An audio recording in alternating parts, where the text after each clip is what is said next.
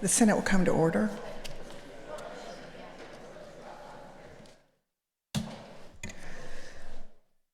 Senators will be in their seats, and the clerk will call the roll.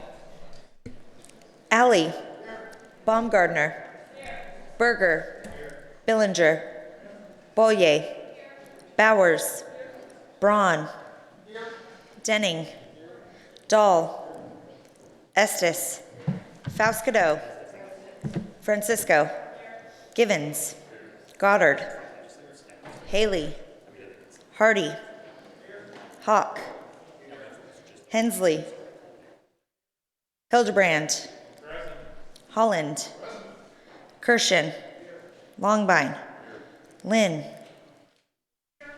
Masterson, McGinn, Miller, Olson, Peterson, Petty, Pyle, Rucker, Skubal, Solentrop, Sykes, Taylor, Thompson, Tyson, Wagle, Ware, Wilborn.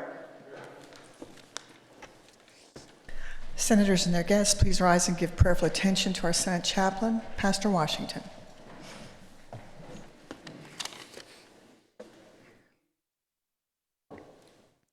Please join with me in prayer.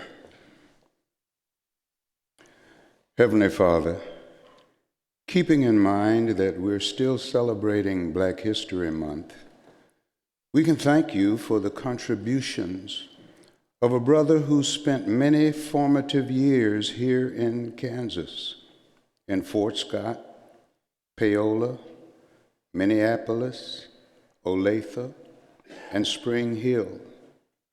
Although George Washington Carver was born the son of slaves, you blessed him to become, as President Roosevelt labeled him, one of the most productive scientists in our world. And Lord, you did that. He said, I love to think of nature as an unlimited broadcasting station through which God speaks to us every hour if we will only tune in.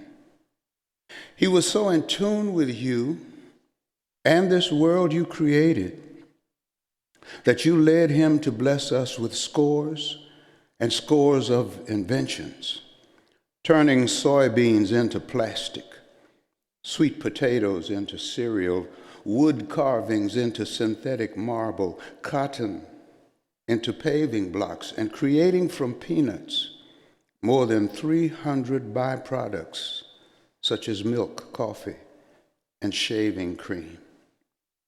Lord, it is amazing what you can do with a mind that's been set free and submitted in tune with you. You did say in Matthew 19:26 and Luke 1:37 that with your help, nothing is impossible. You also led him to unselfishly share with farmers throughout this land, while not seeking any royalties, the benefits of all his extensive research. Then on January the 5th, 1943, you brought him home to be with you, from labor to reward. So we're thanking you today for blessing Kansas and the world with George Washington Carver. Now, Lord, give to these senators, to these leaders, a mind that is free and in tune with you. I offer this prayer of thanksgiving in the cherished name of Jesus Christ. Amen and amen.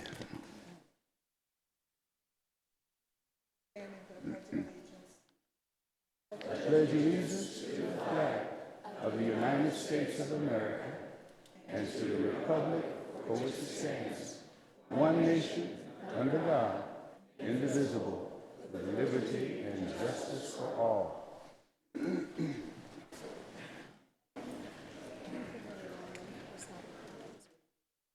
Please note reference of bills on pages 2 and 3 of the calendar.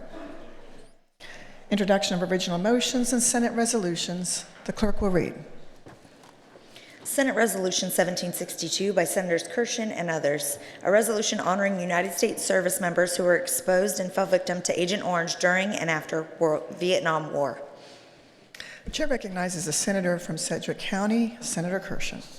Thank you, Madam President. Would the reader please read the resolution?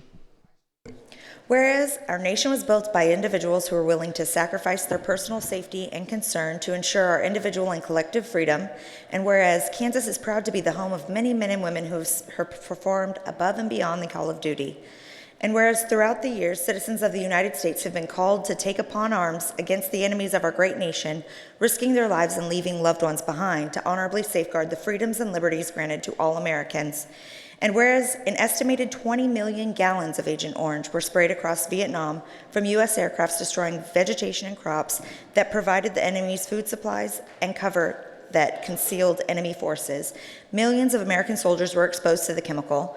And whereas Agent Orange is a blend of poisonous herbicides, including dioxin, that through physical contact or ingestion causes a number of serious illnesses, including leukemia, melanoma, Hodgkin's and non-Hodgkin's lymphoma, ischemic heart disease, soft tissue sarcomas, amyloidosis, diabetes, Parkinson's disease, and cancers of the throat, prostate, and lung.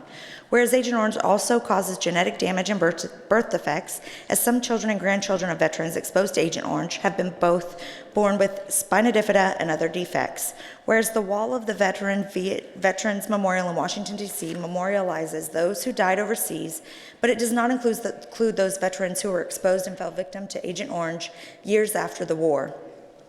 And whereas Agent Orange continues to affect American heroes who serve on the ground, in the air, and on the airways in Vietnam, who have developed these serious illnesses or passed away after years of leaving battle.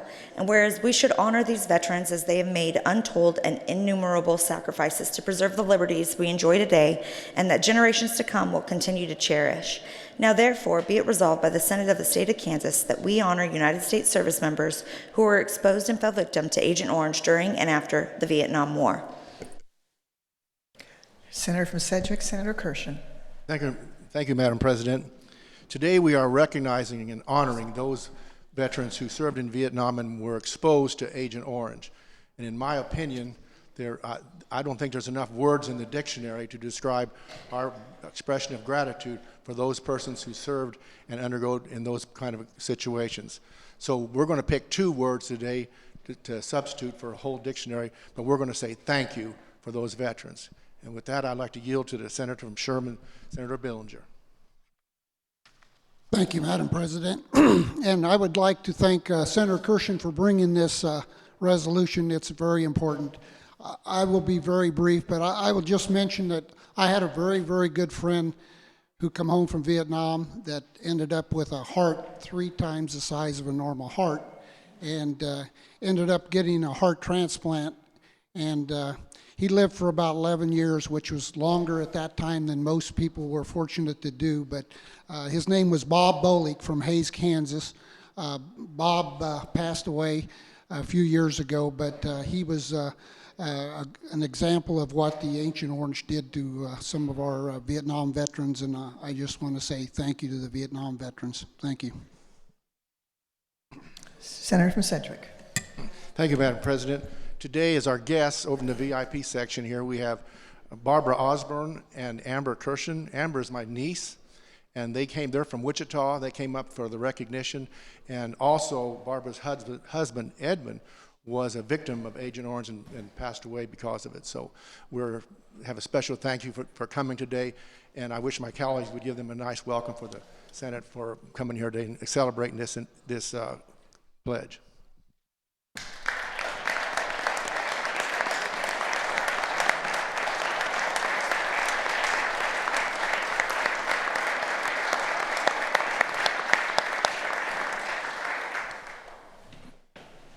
With that, Madam President, I move an emergency be declared, the rules suspended, and Senate Resolution 1762 be adopted by a voice vote.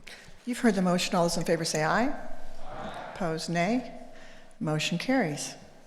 I'd like to thank our special guests for sharing their story this morning about your husband, and appreciate your being here.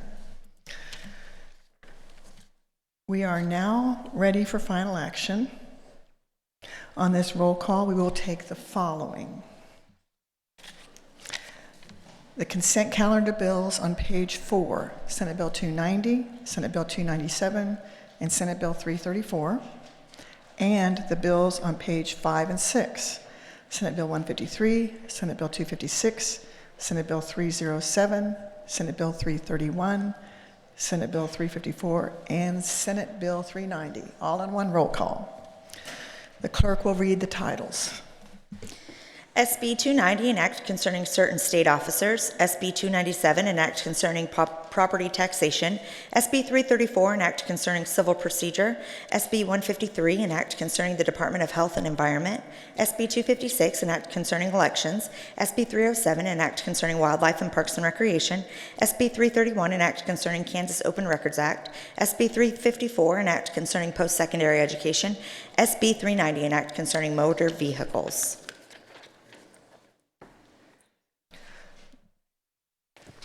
The clerk will call the roll. Alley. Baumgardner. Berger. Billinger. Boyer. Bowers. Braun. Denning. Dahl. Estes. Vascado. Francisco. Givens. Goddard. Haley. Hardy. Hawk. Hensley. Hildebrand. No on 153, no on 256, no on 334.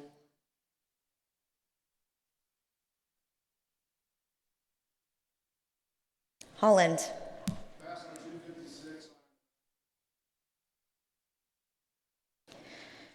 Kirshen. Longbine. Lynn. Masterson. McGinn. Miller.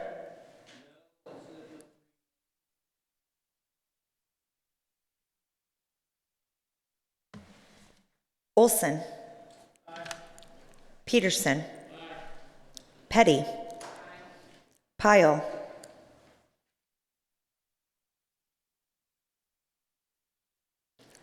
Rucker. Skubal. Solentrop. Sykes. Taylor. Thompson.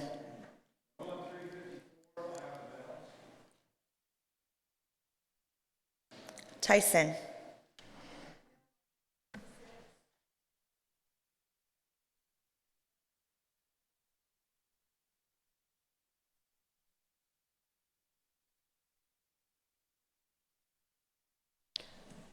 Wagle. Ware. Wilborn.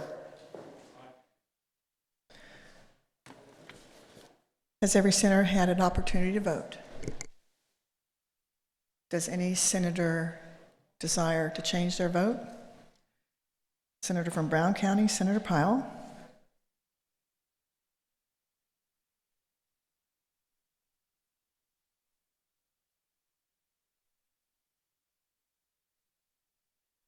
Does any senator desire to explain their vote?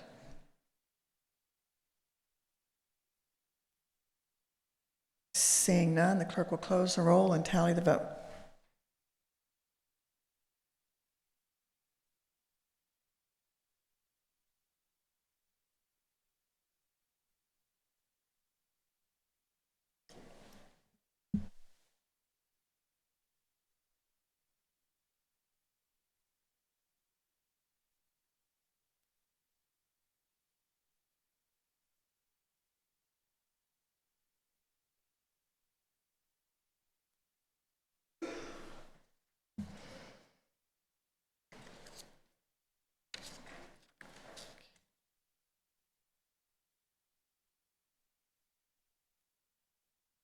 Having voted for and none opposed to Senate Bill 290, Senate Bill 297, and Senate Bill 331. 39 having voted for and 1 opposed to Senate Bill 334. 38 having voted for and 2 opposed to Senate Bill 390.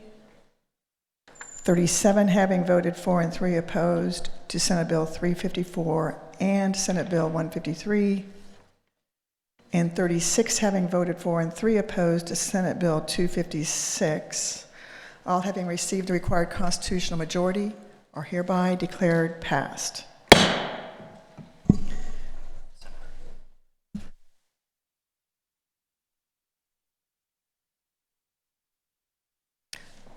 I missed one. It was Senate Bill 307, and it passed 37-3. That bill, having received the required constitutional majority, is hereby declared passed. At this point in time, in accordance with Senate Rule 11B, we will now consider the motion to withdraw Senate Bill 249 from the Committee on Financial Institutions and Insurance. The clerk will call the roll. Alley. Baumgardner. Berger.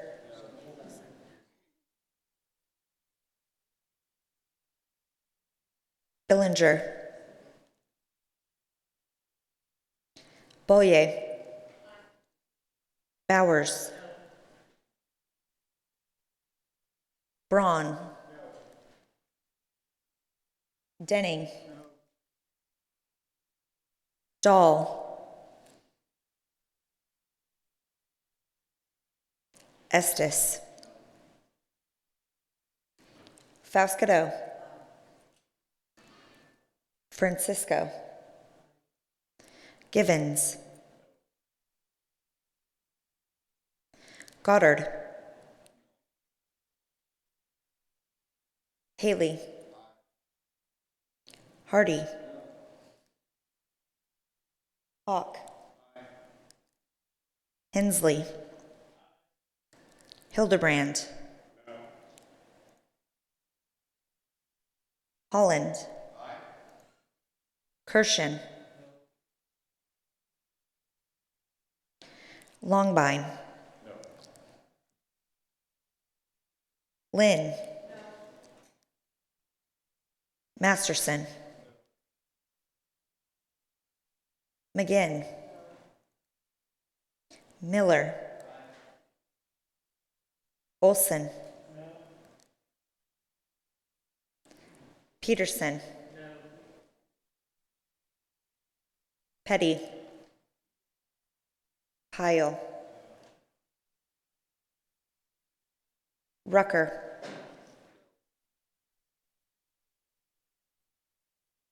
Skubal. Solentrop. Sykes. Taylor. Thompson. Tyson. Wagle. Ware. Wilborn. Has everyone had an opportunity to vote? Does anyone want to change their vote? Senator from Douglas? Madam President, I want to explain my vote. Okay. I want to explain to the body, Madam President, why I brought this bill before us. Kansas is having a suicide epidemic. We know that basically since 1999, the rate of suicides has increased, I want to say over 49%. A lot of people are having a lot of problems in this state right now, both with mental illnesses as well as drug addictions. I brought this bill because we had a constituent in my district who lost his daughter, and it was because she was unable to get the services that she needed. She had insurance, yet the insurance company had thrown up barriers so she could not get timely access to those crisis services she most desperately needed. As a result, she lost her life. I'm disappointed we did not have a hearing on this vital piece of legislation. I'm not willing and waiting for a task force or anything like that to look at this issue further. It's situations like this that we must act as a legislature. Therefore, I vote aye on the motion. Thank you, Madam Chair. Would you like your explanation in the journal? No. Senator from Miami, Senator Baumgartner. Thank you very much, Madam President. I would like to explain my no vote. I was a lead co-sponsor for Senate Bill 249. As a committee chair for the Senate Education Committee, we have addressed numerous pieces of legislation to help statewide with the issue of suicide prevention. I served on a statewide task force that came up with all kinds of recommendations. One of those recommendations had a hearing in Senate Education. It also was passed by this body and became law so that we have a youth suicide prevention coordinator. It would be a disservice to Christy Bennett's memory, to her loving family and friends, to seek a legislative solution on mental health parity on the Senate floor. My colleagues, the senator from Johnson and the representative from Miami, have kept in touch daily with each other, and there have been hearings on the House side. We will continue to move forward on this piece of legislation, but we want a real solution, not a feel-good vote. Thank you. Would you like your explanation spread on the journal? I will write something. Thank you. Okay, so approved. Are there further explanations of vote? Senator from Johnson, Senator Olson. Thank you, Madam President. I'd like to explain my vote. This is not an issue that I take lightly. A couple years ago, I lost my friend, good friend, one of my best friends, to suicide. I spoke last year when the governor took $1.8 million out of the budget for suicide prevention. I spoke repeatedly to put a task force together and how it should work. I don't take this lightly. I also worked with the House chairman who this bill, one of the original House version, happened in his district and allowed him to take the lead on this bill, where they had 6 hours of testimony. They come to the conclusion there needs to be more work before this bill is ready to be run across the floor. They explained to the parents that they're going to try to put a task force together or interims, and we're going to work towards a solution. It's just not ready this year, and we've got more work to be done. But I don't take this lightheartedly, not having a hearing in the Senate on this bill, and I don't want my remarks spread across the journal. Thank you. Okay. So approved. Further explanations? Further changes of vote? Seeing none, the clerk will tally the vote and close the roll.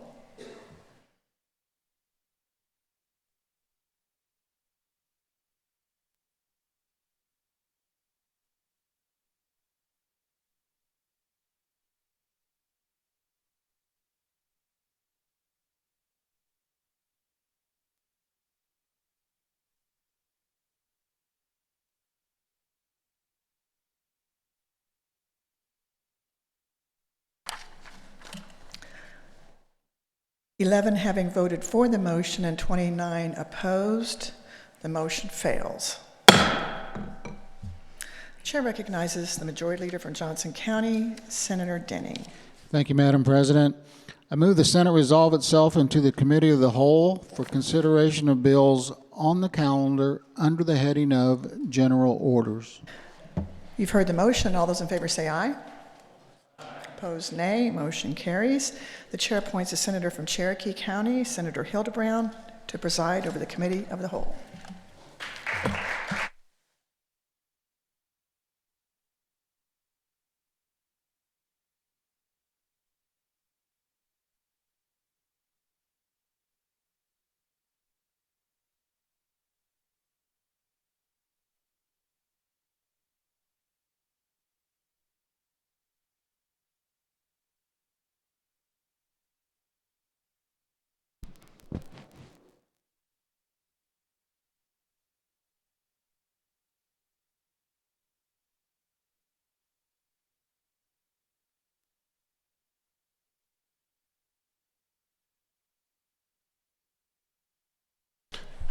Good morning. The Senate having resolved itself into the Committee of the Whole, we will now consider those items listed on the calendar under the heading of General Orders. We will now turn our attention to Senate Bill 377. The chair recognizes the senator from Johnson County, Senator Lynn, to explain the bill and to adopt the committee report. Thank you, Mr. Chairman. I move that we adopt the committee report.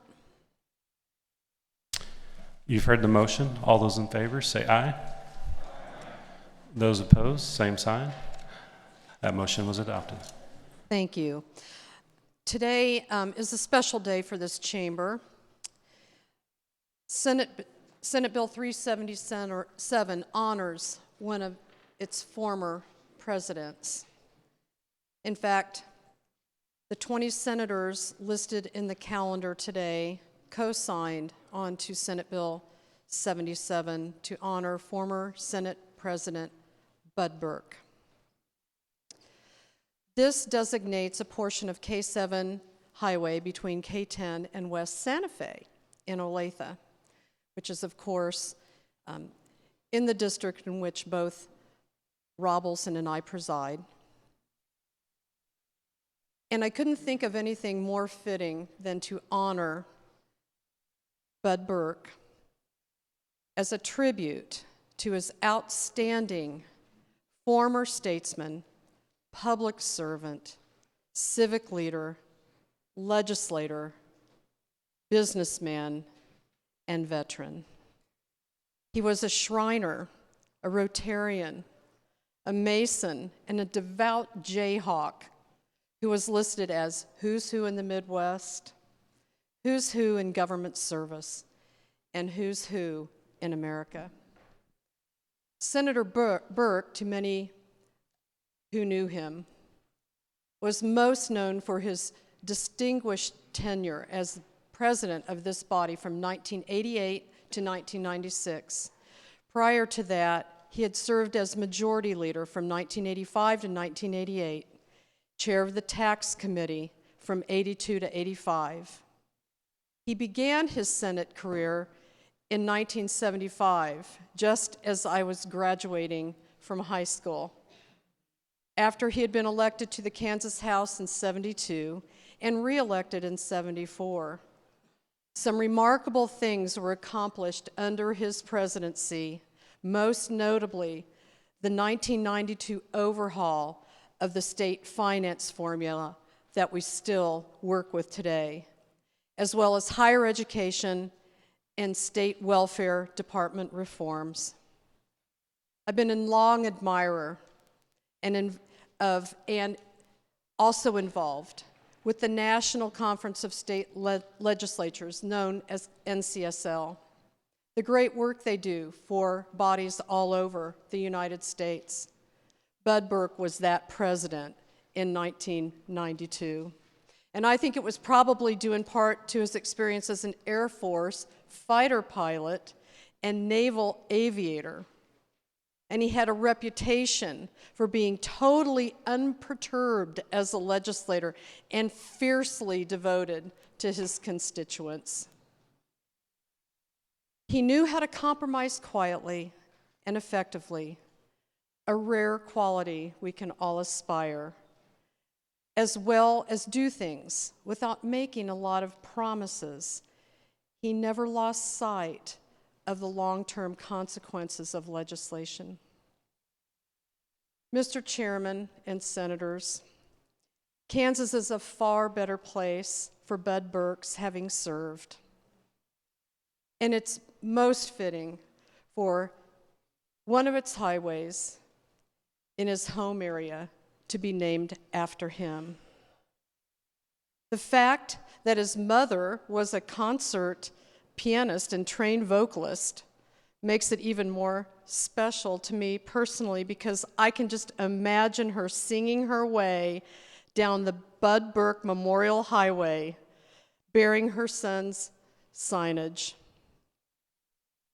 Mr. Chairman, we are honored to have Bud Burke's wife, Debbie, in the VIP gallery today as we celebrate his life and his legacy. They've been married for 27 years.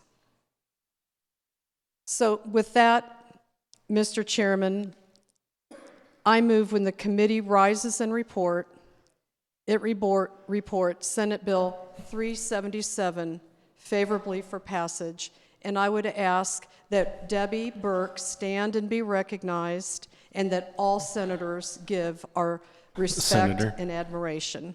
Senator, do you want to stand for some questions? I would. Thank you. Thank you. Are there questions for the senator from Johnson? Senator from Shawnee, Senator Haley. Hensley. I know he sits in front of me there, but not to be confused here. I don't have any questions. I do have a comment about Senator Burke. You know, once a senator, always a senator. I am the only one in the Senate, Mrs. Burke, who is left, who actually served with your husband. I came into the Senate in 1993, and Bud Burke was president of the Senate for the first 4 years that I was in the Senate. I think that this is a fitting tribute to his legislative career. One thing that the senator from Johnson, Senator Lynn, did not mention is that Senator Burke was also instrumental in the passage of the Star Bonds legislation, which led to a great deal of progress in Wyandotte County in the process of developing the NASCAR racetrack and also the Legends shopping area. Senator Burke had a great sense of humor. He was a diligent legislator. He was always looking for the compromise, as the senator from Johnson, Senator Lynn, said, in a quiet way, worked behind the scenes in many respects. I don't recall that Senator Burke really spoke that often on the Senate floor, even when he was president, because his style of leadership was to work behind the scenes to get things accomplished in a bipartisan manner. I guess one of the disappointments I have is that I did not have the opportunity to co-sponsor this legislation. If asked, I certainly would have lended my name to this tribute to Senator Burke. He did start out in the House, as I did when I came to the legislature, and he had many, many friends, and I consider myself to be one of them, and I greatly appreciate your presence here today as we memorialize the naming of this highway for Senator Bud Burke. Thank you. Senator from Sedgwick, Madam President Wiggle. Thank you, Mr. Chairman. I want to thank the senator from Johnson for bringing this bill forward. I was able to watch Senate President Burke from House, and he was always affable. He always had a smile. He was very friendly. He was very straightforward, very honest. He was very easy to work with.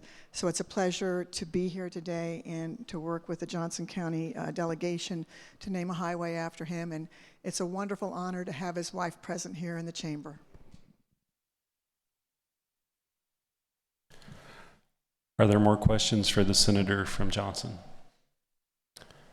Seeing no more questions, Senator, you may move your motion. Thank you. And Mr. President, I do want to say that I think we can all learn a big lesson from President Burke. And as someone who's been in the Senate for a number of years, there are always new lessons to learn every day. And when we stop learning, we stop growing. So with that, Mr. Chairman, I move that when the committee rises to report it, report Senate Bill 377 favorably for passage.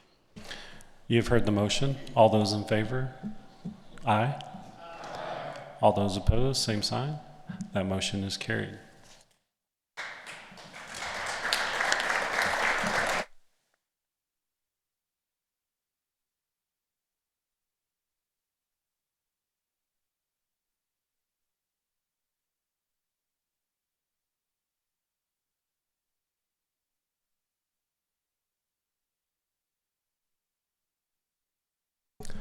Thank you, Mrs. Burke, for showing up on this important occasion in honor of your husband.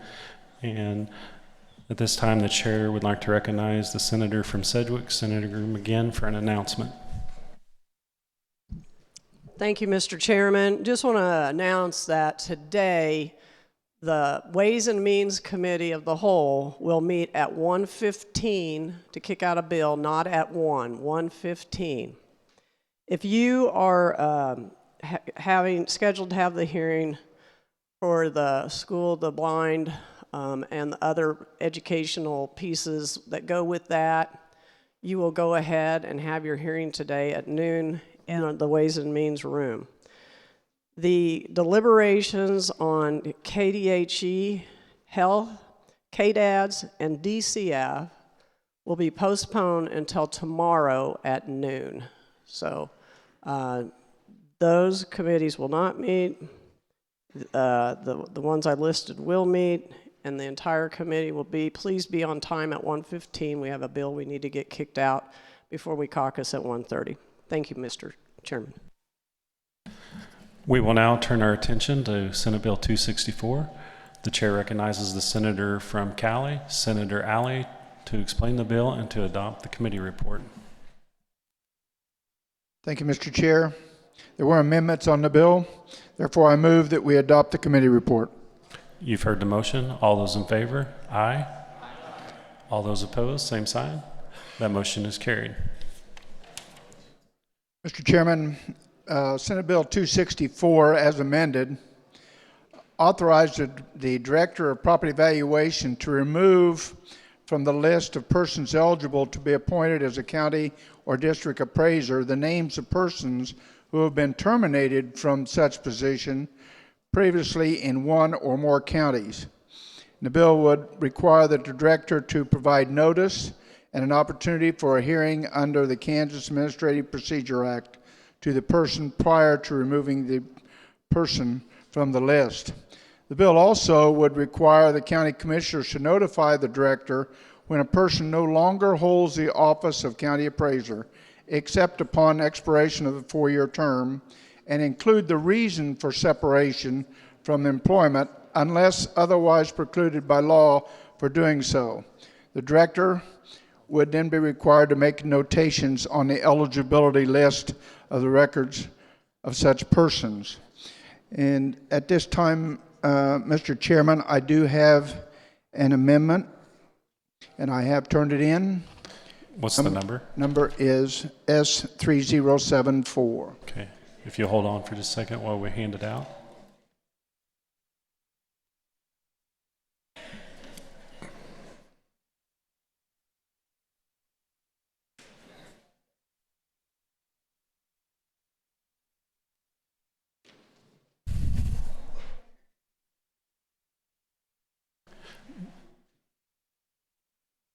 Do you want to explain your amendment, or would you like to have it read?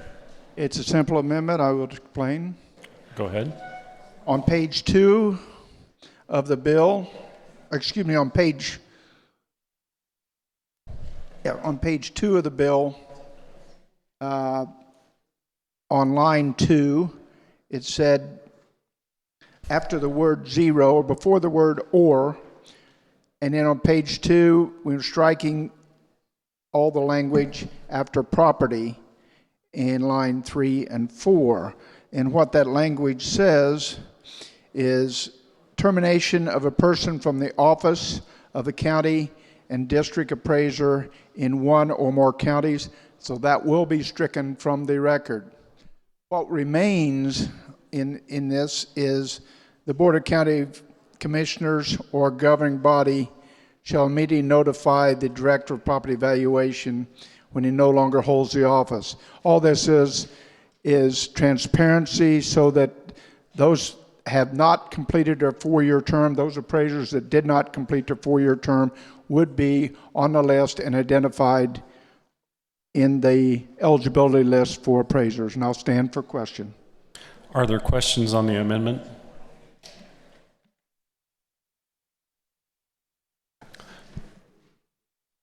Senator from Douglas. Senator Holland. Thank you, Mr. Chairman. If the carrier of the bill could run through the amendment one more time, please. Senator from Cali. Review the amendment one more time.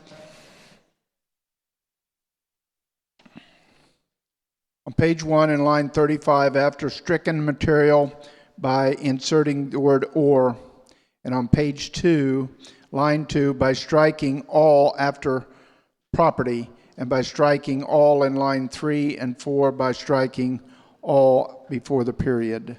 And basically what that says is on its D, and it says termination of the person from the office of county or district appraiser in one or more counties, and that will be stricken from the bill.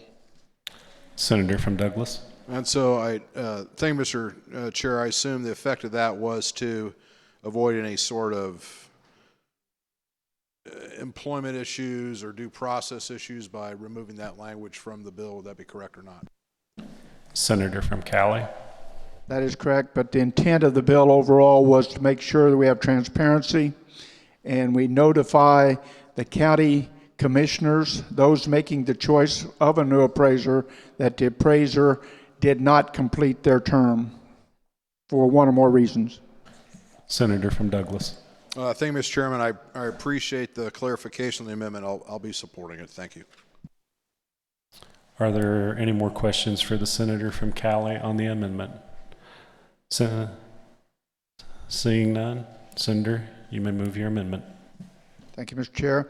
I move that when committee rises and reports Senate Bill 264 favorable for passage as amended.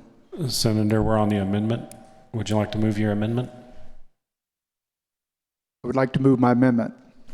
You've heard the motion. All those in favor, say aye. Aye. All those opposed, same sign. That motion is carried. We are now back on the bill. Are there any questions for the senator from Cali on the bill? Senator from Wyandotte, Senator Petty. Thank you, Mr. Chairman. I do have a question for the senator from Cali. Senator from Cali is standing. Thank you. I'm looking at the bill on page 34, and I just need clarification. It says a plea of guilty are nolo. What does nolo mean? Senator from Cali.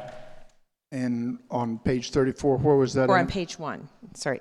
On page 1, line 34, letter B, a plea of guilty are nolo contendere to? Senator from Cali. If I may consult, just a moment.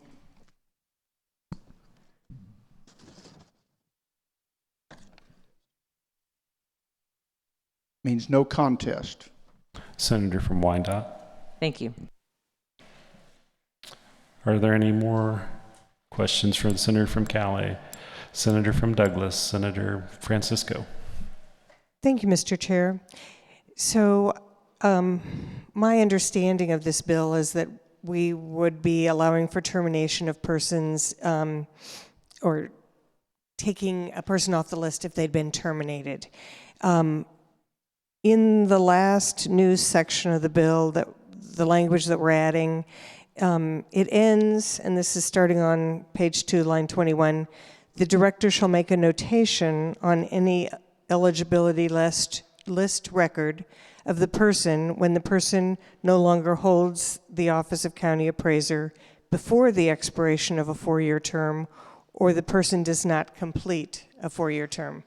I'm assuming that there might be reasons that you don't complete your 4-year term other than that the county was disappointed in your performance.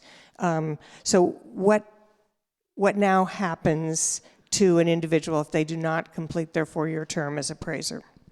Senator from Cali. Thank you, Mr. Chair. The director, upon notification, just put a notification on the eligibility list. All it says is they did not complete their term.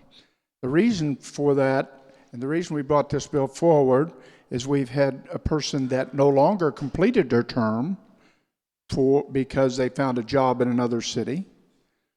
They were asked to leave their job as a county appraiser, and they were done, or they decided to quit altogether. So all this does is notify the county commissioners that may be reviewing the eligible appraisers that are on the PVD list. It says, well, this gentleman did not complete his term, or this lady did not complete their term. And so all this does is just put that notification on there, and there's no penalty for doing that. Senator from Douglas. Thank you, Mr. Chair. I appreciate that answer, and it helps me understand the process at this point. Are there any more questions for the senator from Cali? Seeing none, Senator, you may move your bill. Thank you, Mr. Chair. I move that when the committee rises and report, it reports Senate Bill 264 favorably for passage. You've heard the motion. All those in favor, signal by saying aye.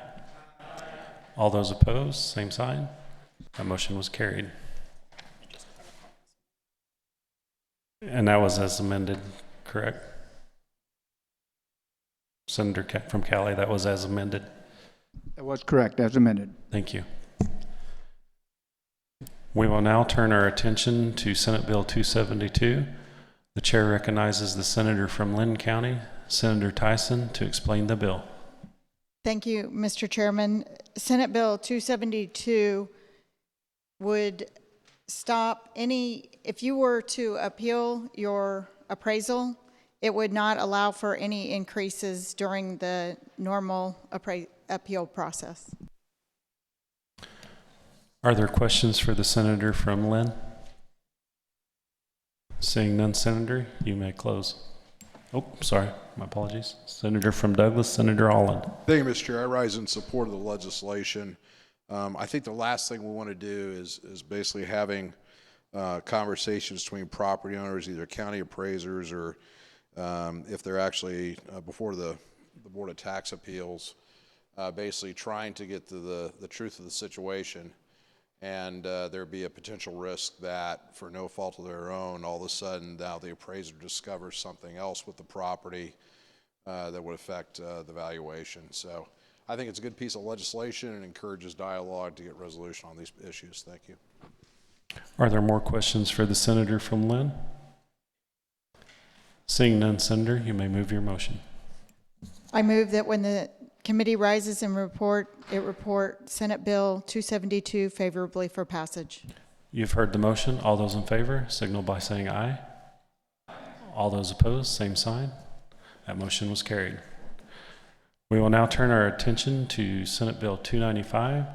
The chair recognizes the senator from Lynn, Senator Tyson, to explain the bill. Thank you, Mr. Chairman. Senate Bill 295 would clarify in statute that if you perform normal maintenance on your property, it would not increase the valuation of the property because as a result of the normal maintenance. Are there questions for the senator from Lynn? Senator from Douglas, Senator Francisco. Thank you, Mr. Chair. Is there a definition of normal maintenance? Senator from Lynn. Thank you, Mr. Chairman. There is not. Senator from Douglas. Thank you, Mr. Chair. So one example that was brought up in our caucus this morning was that replacing a leaky roof with a new roof would certainly be considered part of normal maintenance. You need to repair your roofs often every 20 years, and yet a house with a new roof would be worth considerably more than one with a leaky roof. So I understand the intent. I'm not sure how this helps our appraisers differentiate between property that has substantially increased in value, and other normal maintenance that might be going on within that property. Thank you. Senator from Lynn. Senator from Cali. Thank you, Mr. Chair. Normal maintenance. We talked about a normal roof repair. You have a hailstorm, you have to repair your roof. Your roof is 12 years old. The normal life on a roof is 30 years old. So if the hailstorm comes at 12 years, you still have an additional 18 years you expect to have that roof on. It doesn't add value to your home. But if we want to go that way and said, well, we've had 12 years of work, of life on that, and we've lost that, then we also should allow depreciation on all the components of that home, such as your roof, such as your air conditioner, your water heater, your refrigerator, and we don't allow that during the appraisal process. So just because we have a roof that in the middle of its lifespan is destroyed by we put a new roof on it, does not add any additional to the value of the home. Senator from Lynn, would you like to comment? Senator from Douglas. Senator Francisco. Thank you, Mr. Chair. I believe that appraisals do recognize depreciation, and in fact, properties are assessed partially on the basis of their condition, whether it's poor, good, fair, excellent.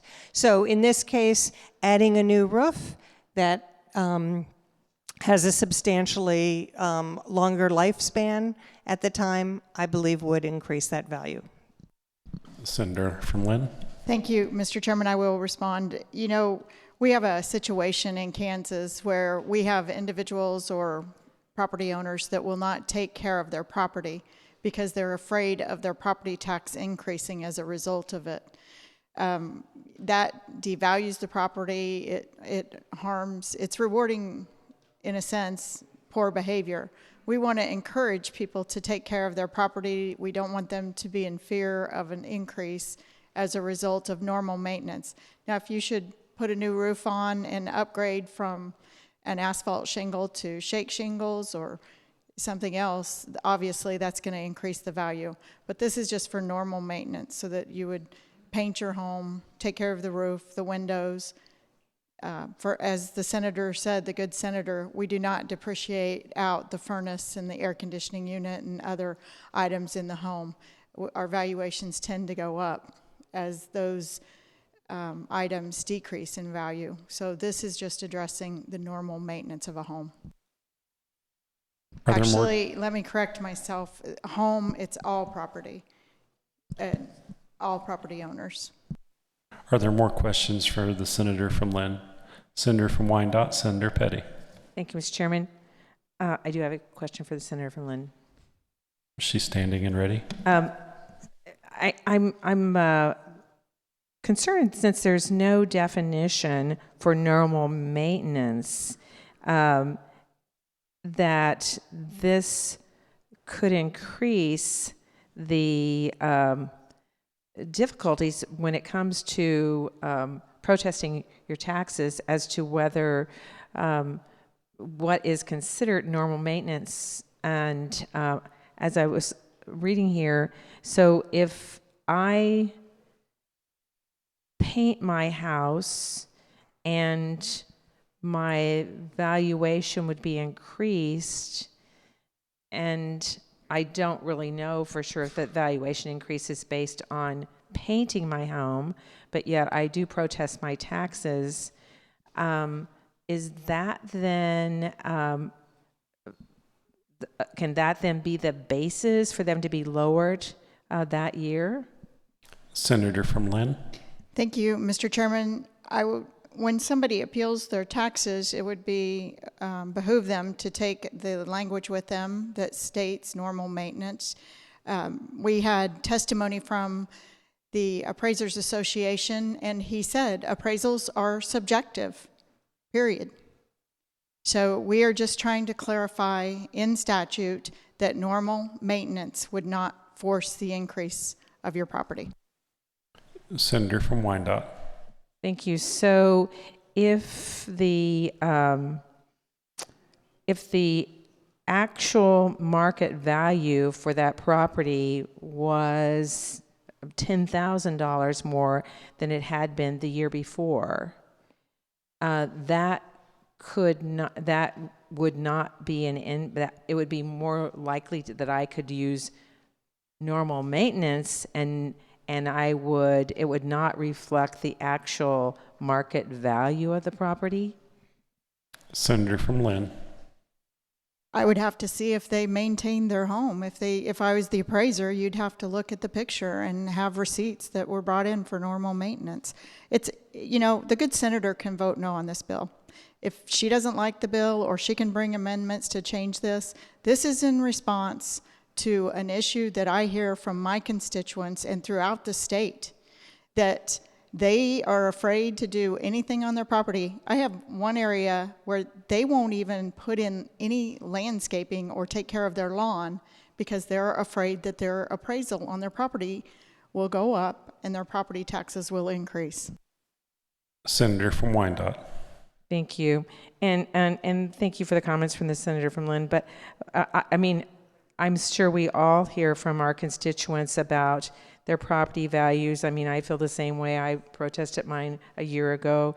But my real concern is when we legislate and we put in words like normal maintenance that have no real definition, and what that does to then create conflict within our communities about what is normal maintenance. It seems that what people often are concerned about is that the house next door to them sells for a certain amount of money that impacts their valuation, and often has little to do with what might be considered, I guess, painting or putting on a new roof, and just that, as we often hear, location is a factor in the value of a property. Senator from Lynn. Thank you, Mr. Chairman. I guess she might not have heard my statement that we had an appraiser state in committee that appraisals are subjective. So we are trying to bring some clarification with this legislation that at least for maintaining your property, you would not see an increase in your valuation as a result. Senator from Cali, Senator Alley. Thank you, Mr. Chair. In the Senate Bill 295, it says the valuation for all real property also shall not be increased, and then we have the word solely, as a result of normal repair, replacement, or maintenance. And then we do have a definition. It is not for what maintenance is, but it says, for the purposes of this section, normal repair, replacement, or maintenance does not include new construction. So I think there's the definition, new construction, and what that would mean to me would be adding square footage to the home, adding something that was not there previously. Thank you. Senator from Lynn. Thank you, Mr. Chairman. It would also include upgrading material. If you were to put a new deck on and you didn't replace it with similar material, if you decided to upgrade, or as I said, the shingles, it would be an upgrade. That would impact the valuation of your property, obviously. This is just to replace with existing normal maintenance. Thank you, Mr. Chairman. Senator from Shawnee, Senator Miller. Thank you, Mr. Chairman. I'm not an appraiser, and so when people are debating what is proper and what is not proper in appraisal, I try to stay out of the debate, but I get a kick out of people who are not appraisers trying to have that debate. I'm going to vote for this bill because, as was discussed in committee, I believe it is a classic definition of a placebo, which the definition I'm looking at is a measure designed merely to calm or please someone. And I certainly am one of those people when I get a chance to calm or please someone, and it comes at no particular cost to anyone. I'm for that. But I can tell you that this bill does nothing as it relates to how trained, qualified, actual appraisers appraise property. And that was the testimony that we heard from the actual appraisers that we heard from in committee. The Appraisers Association was neutral on this bill, and when I asked them if their neutrality was based on the fact that it really didn't do anything, the answer was yes. And we can have a debate among those of us who are not appraisers all day, but it underscores the reason we, as non-appraisers, should be attempting to appraise properties. We're not qualified to do that. And I'm not going to go back and correct the number of misstatements that have been made on this floor today about what an appraiser considers and doesn't consider, but I can tell you there are a number of them. I'm not an appraiser. I did supervise reappraisal in this state for 2 years as the property valuation director, and I have appealed over the course of 20 years hundreds upon hundreds of properties. I've taken appraisal classes, and so I don't hold myself out as an appraiser, but I know enough about it to tell you, if you're not an appraiser, you shouldn't be on this floor trying to explain to others what is included in appraising and what is not. Thank you, Mr. Chairman. Senator from Lynn. Yes, I would like to respond. And I do not think this is a placebo bill. I would not waste my time on such. I feel like, in fact, I know that when you go in and appeal your appraisal, then you will be able to take this language with you and have a conversation with the appraiser. We are not experts on appraisers, but we do set the guidelines and the standards for appraisals, and that is what this legislation deals with. Senator from Brown, Senator Powell. Thank you, Mr. Chairman. I have a question for the carrier of the bill. Mr. Chairman, I'm curious. I'm assuming that whether it's a lot of the talk that I've heard today, both in caucus and here on the floor, was about exterior repairs. But I'm assuming it includes also interior, where someone have to get a permit to remodel a kitchen, et cetera. Would that be considered normal repair? Senator from Lynn. A remodel would not. Senator from Brown. Okay, but if you're a renter and you've been complaining about the caulking around your tub, the painting in the kitchen, the painting in the bathroom, would that be included in normal repair, Mr. Chairman? Senator from Lynn. Well, I don't know about this senator from Brown, but most appraisers don't come in your house and look at that level. Senator from Brown.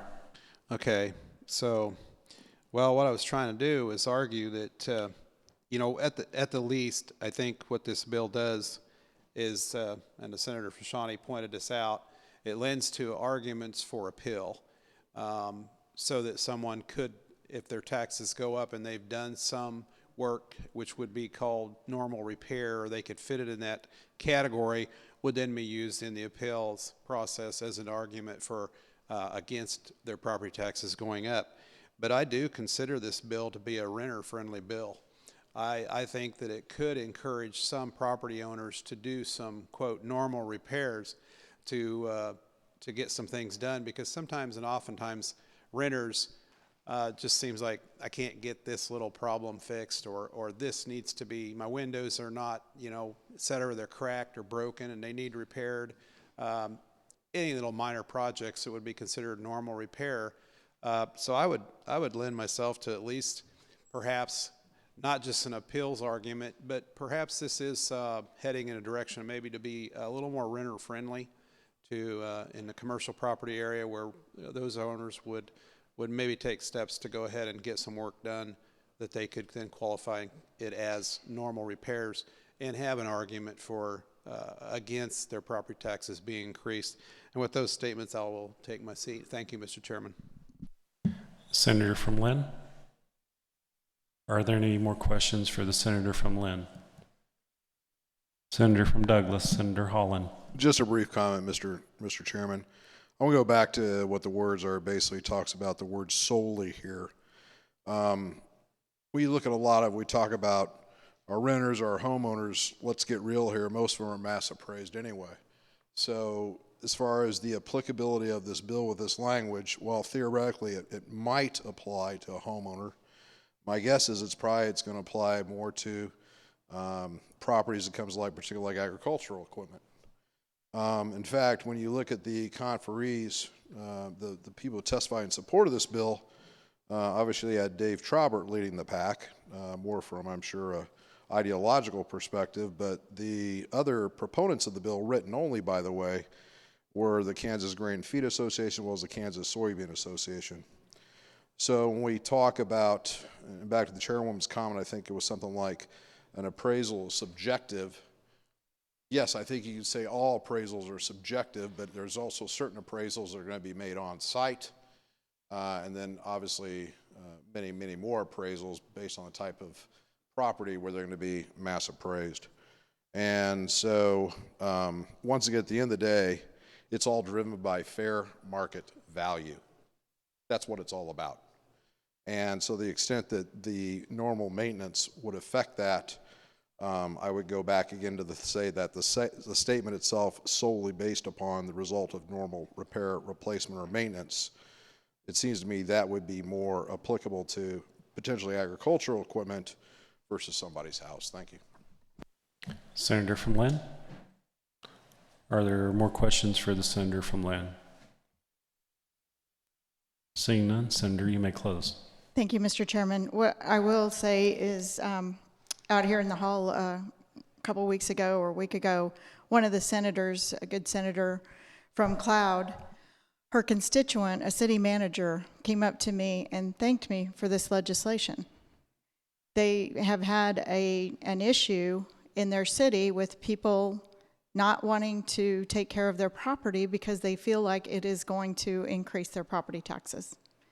And she said that they will be able to use this legislation to help take care of some of the blight in their community. I was really happy to hear that, and I agree with the senator from Brown. This could have positive and should have positive consequences. I ask that you support Senate Bill 295, and with that, I move when the committee rises in report, it pass 295 favorably for passage. You've heard the motion. All those in favor, say aye. Aye. All those opposed, same sign. That motion is carried. We will now turn our attention to Senate Bill 294. The chair recognizes the senator from Lynn, Senator Tyson, to explain the bill and to adopt the committee report. I move we adopt the committee report. You've heard the motion. All those in favor, say aye. Aye. All those opposed, same sign. The motion is carried. Mr. Chairman. Senator from Lynn, would you like to explain your motion? You. I'd like to explain the bill. What this bill does is it promotes transparency. It's not saying that we don't already, in fact, in Kansas, we have truth in taxation, and this just expands upon that. If we all know that valuations go up and down, and what this would do is establish a revenue neutral rate so that the same amount of money was collected from the previous year. If the local taxing authority would like to increase the dollar amount that they collect from property tax, it would require a notice be mailed to each property tax payer so that they are aware of the increase, the amount of the increase proposed, and the date of a hearing for that increase. There are a couple of other items in the bill. It does require a notice in the newspaper, and if you have a website, that it would be posted to the website. Any taxing authority, the committee did amend the bill that if you have a budget less than $20,000, you would not be included in this with the required notifications, and it does exclude school districts K through 12 for a couple of reasons. One is they already have an election on the LOB and the capital outlay. The 20 mil is the only portion that is collected for the state that is returned to the school districts. The other item the committee did amend was, well, actually a couple of them. One was to remove the property tax lid that we hear so many complaints about. So the day this goes into effect, the lid would be removed from local. So it's about transparency and it's about putting local control. With that, I'd stand for questions. Are there questions for the senator from Lynn? Senator from Douglas, Senator Holland. Thank you, Mr. Chairman. A couple comments I'd like to make. First of all, I want to thank the chairwoman for her work in committee. First of all, I want to compliment her. We have been having hearings on property tax issues for probably the past 2-3 years in committee now. She and various committee members have done a lot of work. They've done a lot of research on this. I was not a part of originally putting this legislation together. And I will just, my pure unvarnished thoughts on this, when the bill was first introduced in committee, I started kind of looking through it. I had a lot of reservations about it, a lot of concerns. I didn't understand how this new lid 2.0 was going to work with our existing lid mechanisms. We had a senator come in from Utah. He kind of looked like Draco Malfoy from Slytherin, but that kind of, I got over that hurdle. And but as we got into the bill and actually learning what it was about, when we worked the bill, I think the chairwoman really made this something workable. A comment first of all, my perceptive, based on what I've heard from my basically my local units, is that the current tax lid does not work. I am aware of specific municipalities that are basically hanging on to revenue because they are very much afraid that if in the future they need to budget for a big expenditure, they don't want to have to go before that public vote. And that to me right there is a huge sign that the current mechanism we have is broken, because we never want to be keeping overtaxing, in essence, taxpayers by a local government trying to budget for the thing proactively. She made some very important changes in this bill that I think make it very manageable. Number one, the fact that we have the schools totally out of this deal. That was my first concern, is that when you're talking about a local taxing subdivision having to vote, for their budget, how this was going to line up with the school finance formula, and what happened if for some reason we had the good stewards at the local school district level who didn't put through that increase that was needed because maybe they had an explosion in students in the district. I don't know. But what kind of chaos that could potentially have caused and thrown our whole school finance formula back to potentially in litigation. So I think it was extremely prudent of her to remove that as a part of this deal. Once again, as one of the amendments she introduced basically was to get rid of the lid. I think that's huge. From a pure philosophical standpoint, as we sit here in this legislative body, when we have to make budgets, when we have to raise taxes, when that is called for, we make those votes. And we're not putting that work out to the public to say, well, okay, even though we voted for it, now we want the public to vote for that as well, too, as if to kind of confirm our decision. And to me, the lid never makes sense from a standpoint as far as government operations. I've always believed that the best government is local government, and to the extent that local government is making those issues, why we would second guess them by putting forward a budgeting and taxation decision by the local units and turning right around and having the citizens vote on that, it just seems very inefficient. So the fact that we got rid of the lid, once again, is in my mind very much streamlining governmental operations. I don't know about the areas you're from, but I know when I look at Douglas County, between the county and the various cities, either Lawrence or Baldwin, Eudora, they have no problems voting for budgets. that require additional revenues. And they're more than happy to do it. So I think we are making government more efficient by this. So I think that's a big part of this deal. I also want to compliment the chairwoman from the standpoint of, to me, she took out the obnoxious part of this bill. When you look at the Utah model and what they do, they basically ask every taxing jurisdiction to send out their own notice. And when they have their meeting to explain to their constituents of that taxing jurisdiction why they raised their budget 1 penny or more, for that new budgeting year. And remember, that's the trigger on this. It's you're raising your budget for that subdivision, that taxing group, 1 penny higher than last year. Point is that under the Utah model, these groups sent out their own notices, and oh, by the way, when they had that meeting, they could not overlap with the other groups. So imagine if you're a constituent in Utah and you get 30,000 pieces of mail in your mailbox because, by God, Kansas loves local government. And when you think of all the townships we have and drainage districts and everything else out there, I mean, I think you're talking a paper blizzard. You're just going to confuse the bejesus out of your constituents.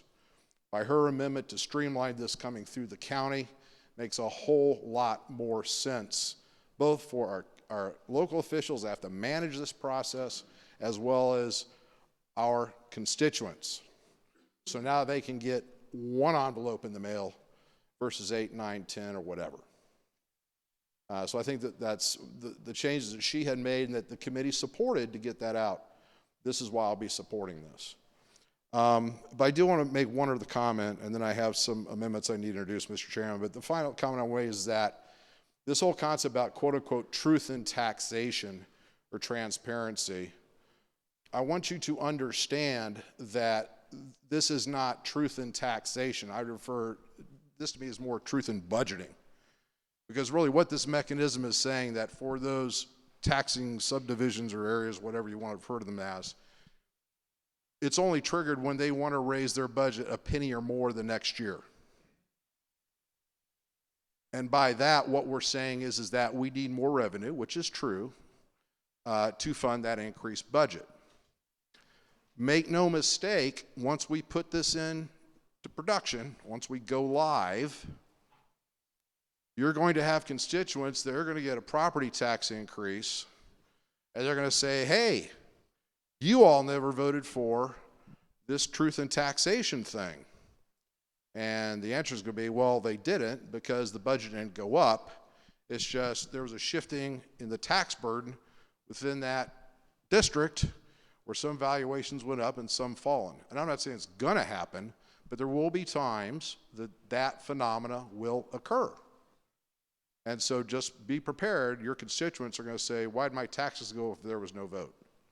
It can't happen. The other thing I like about this, and I want to point out why this is so superior to Utah, is that I did run out and look at some Utah newspaper stories of, once again, because the way the Utah has local government tied up in knots, and each of these bodies having to send out their own notices and schedule the non-conflicting meetings, in essence, it shut down basically the local government's desire to raise their budgets. And so what you had happening is that you had certain communities that were going for years without doing anything, and finally they cried uncle. And then what they did, Mr. Chairman, is that then they would have the big increase, and they were monster increases. There were stories about 15, 20% or more. So for a variety of purposes, I really want to thank the chairwoman for bringing together a piece of legislation which to me is going to make the execution of budgets much more functional in our local units across Kansas. And with that, I have some amendments I'd like to offer, Mr. Chairman. The first one is amendment number 3061. Have you turned it in?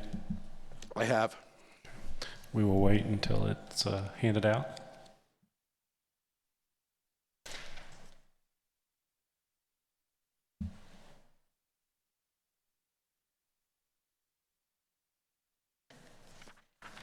And Mr. Chairman, for the body's edification, I have reviewed all these amendments with the chairwoman. I'm not claiming she's endorsing them, but these are no gotcha moments. So.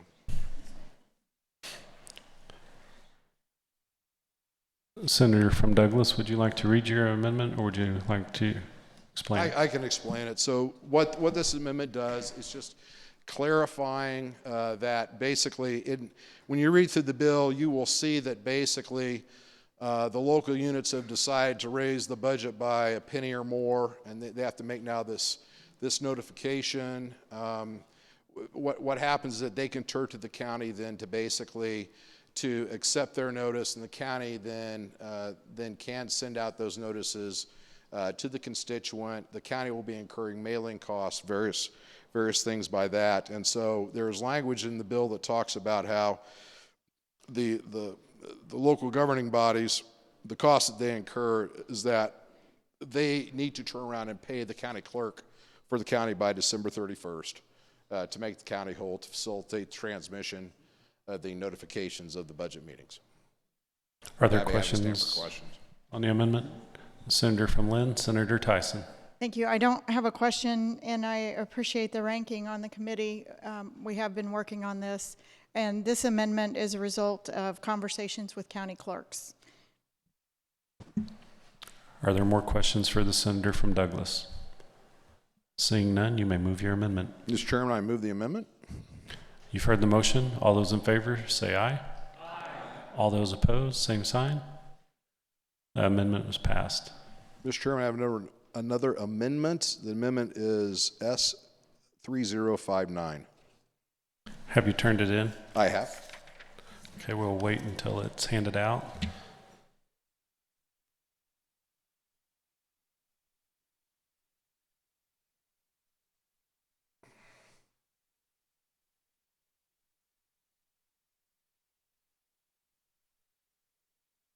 Would you like to have your amendment read, or would you like to explain it? I can explain the amendment, Mr. Chairman. You may proceed. Thank you. So, body, what this amendment does, just some background on this. When the bill was originally introduced, there was a dollar limit as far as for those governing bodies that basically had budgets of $5,000 or less, they were excluded. Excuse me. In committee, amendment was offered to raise that minimum exclusion to $20,000. I went back and did some research. We had some information given to us by PVD. When you think about the structure of county government, as I said, Kansas likes local government. We have so many bodies out there. A lot of townships out there, not surprisingly. And I noticed that when we raised the exclusion from $5,000 to $20,000, it knocked a lot of townships out of being as part of this reporting mechanism. One thing that I have found during this debate, but it's kind of an exploration, exchange of ideas of property taxes, is one of the things that drive property taxes is obviously the proliferation of local units of government.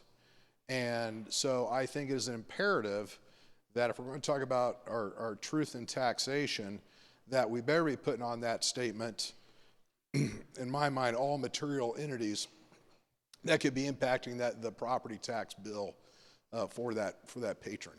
And so, excuse me, Mr. Chair, my amendment basically says, let's take that $20,000 back to $5,000. I want those community museums, I want those townships, anything $5,000 above, I want that taxpayer to see those and see what is driving increases in their property tax statement. Are there questions on the amendment? Senator from Lynn? No question. Thank you, Mr. Chairman. The committee did increase the amount from $5,000 in the original bill to $20,000, and I understand the senator's concerns. I would leave it up. I spoke to the carrier of the amendment in committee, and we're going to leave it up to the will of the body. Are there more questions on the amendment? Seeing none, Senator, you may move your amendment. I move my amendment. You've heard the motion. All those in favor, say aye. Aye. All those opposed, same sign. Your amendment passes. Thank you, Mr. Chairman. One more amendment, and then I have warned them I welcome and I will sit down. This is Amendment S3049, Mr. Chairman, and I have it. I'm ready to explain it. It has been distributed.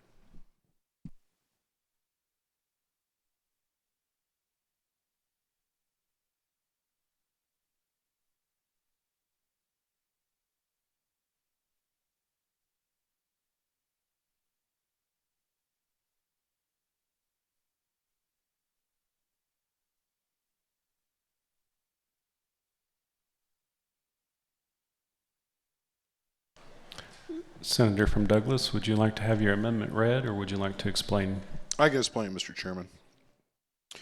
Basically, if you look at the underlying bill and the language, when you turn to page 12, line 13, it basically talks about how the revenue neutral rate is going to be when the governing body is basically providing notification saying, hey, we're going to exceed that revenue neutral, quote unquote, mill rate, as it were, in the local, talks about the official county newspaper.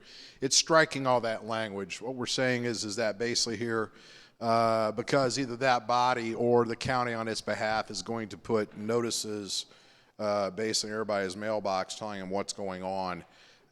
Once again, we're just racking up, in my mind, redundant costs by requiring those local units or that county then to just publish that information in a newspaper in addition to doing the mailing. If they do have a website, they can put that on the website as well. But once again, we're trying to get out of doing something in the newspaper when we know we're sending out mails to our constituents. For that, I'd be happy to stand for questions. Senator from Lynn, would you like to address the amendment? Thank you, Mr. Chairman. I know the county clerks would appreciate this amendment, and I'll again leave it up to the will of the body. Are there any questions on the amendment? Seeing none, Senator, you may move your amendment. Mr. Chairman, I move the amendment. You've heard the motion. All those in favor, say aye. Aye. All those opposed, same sign. That motion is carried. We are now back on the bill. Are there any questions for the senator from Lynn on the bill? Seeing none, Senator, you may move your, may close. Oops, hold on a second. That when the Senator, I move when the, are you? Hold on one second. I didn't see Senator from Johnson. Thank you, Mr. Chair. I have an amendment.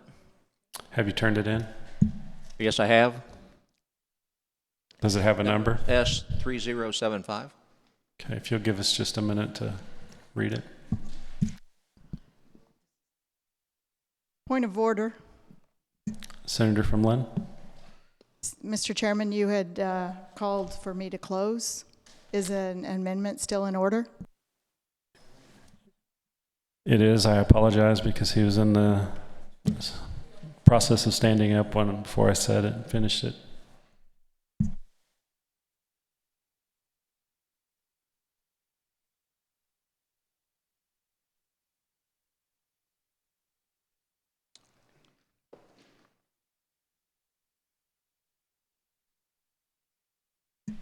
Senator from Johnson, would you like to have your amendment read, or would you like to explain your amendment? I think I can explain it. Basically, the amendment deals with excluding assessed evaluation attributable to new growth. And new growth would be construction of any new structure or improvement on real property located within an additional jurisdiction territory, real property that has changed in use, expiration of an abatement of property from property tax, and expiration of a tax increment financing district, rural housing incentive district, and neighborhood revitalization areas or other similar property tax rebate or redirection programs. With this amendment, it would allow local jurisdictions to make projects work, provide infrastructure that's necessary, life safety, plan reviews, construction inspectors, and provide police and fire protection and public works for the projects. Senator from Lynn, would you like to comment on this amendment? Will the senator carrying the amendment stand for questions? He's standing. So are tax abatements included in this? Senator from Johnson. Tax abatements that would be with the property itself. That would be a tax increment financing district that had paid itself back. It would then be eligible for the local jurisdiction to make the necessary improvements that I had talked about. Senator from Lynn. So that means if it is an existing property that's on the tax roll and they're given an abatement to remodel or to upgrade, they would be excluded? Senator from Johnson. Thank you. Let me give you an example. At 95th and Antioch, on the southeast corner, we had a shopping area that was old and tired, built in the 60s, that a large grocer came to us and asked for a tax abatement, a TIF, and we granted that. That was a 10-year TIF. It paid itself off in 2.5 years, and that would have lapsed to where the local jurisdiction would have been able to go in and done what it needed to do with infrastructure, life safety, police and fire, and public works. Senator from Lynn. Thank you. That points out one issue with the amendment. I think there's several issues with the amendment. I'll draw the body's attention to a couple of handouts that you were given. If you look at it, the real and personal property tax changes from 2018, and then you have from 2097 to 2018. And if you look at the statewide increases, the average valuation was approximately 5%, 5.2, while tax increases was 4.3. But if you look at over the 20-year period, we're looking at an approximate 102 valuation increase with 151% tax increase. And what this bill does is it promotes transparency. If we allow this amendment to go on, let me give you a few examples here. There was another handout that you had that has new construction percentages, a percent of what the actual increase was. For Allen County alone, new construction was 58% of their 42% increase. Johnson County was 25% of their 75% increase. So if we allow this amendment to go on, it's just like the lid. It's almost worthless because we're allowing these increases without response or an opportunity for our constituency to weigh in before the tax increase occurs. Senator from Johnson. I don't think that was a question, was it? Giving you an opportunity to respond. And if not, Mr. Chairman, I have some more comments. Senator from Douglas was standing.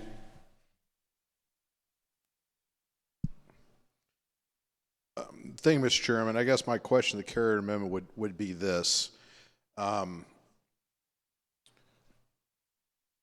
the old construct, obviously our local units of government were very concerned about basically particularly in growth areas. And so for the bodies, just full disclosure here, I represent Douglas and Leavenworth counties. Obviously, Douglas is a very growing county, as is certain portions of Leavenworth. And so for my local units, the issue, this is a very important issue, talk about managing growth. The disconnect I have with this amendment being offered is that when we put in the exclusions for growth and EMS and this and that and everything else, under the old paradigm of thinking, those local units were trying to avoid the overhead of having to do notices and then actually take to the public to have the public to vote on that increase. Under this, the lid is gone. There is no requirement to take it to the public. So whether you're in a growth area or not, you're going to come up with a budget, and that's going to basically what you need to run your services. I mean, my local units, they have budget meetings, they always vote on the budget. And then, so I guess my point is that what is the pain that we're trying to avoid by reintroducing these exceptions for growth and EMS or whatever, when the locals will not have to go through the hassle of the notification, the holding of a special election to vote on that? Thank you, Mr. Chairman. Senator from Johnson, would you like to respond? Yes, and basically this is for fast-growing areas, and I understand what he's talking about, but this is something I was asked to carry, and I'm carrying it. Senator from Lynn. I have a question for the carrier of the amendment. You may proceed. Thank you. If you look at the sheet that was handed out, let's say Montgomery County, for example, the decrease, if we were to include new construction in the revenue neutral rate, they had a decrease of new construction of 24%. So what that would do would subtract from their revenue neutral rate, and it would penalize, this amendment would penalize that county. Is the carrier of the amendment aware of that? Senator from Johnson. I would disagree that it's going to subtract from their budget. Senator from Lynn. It's a negative 24%. How would it not subtract?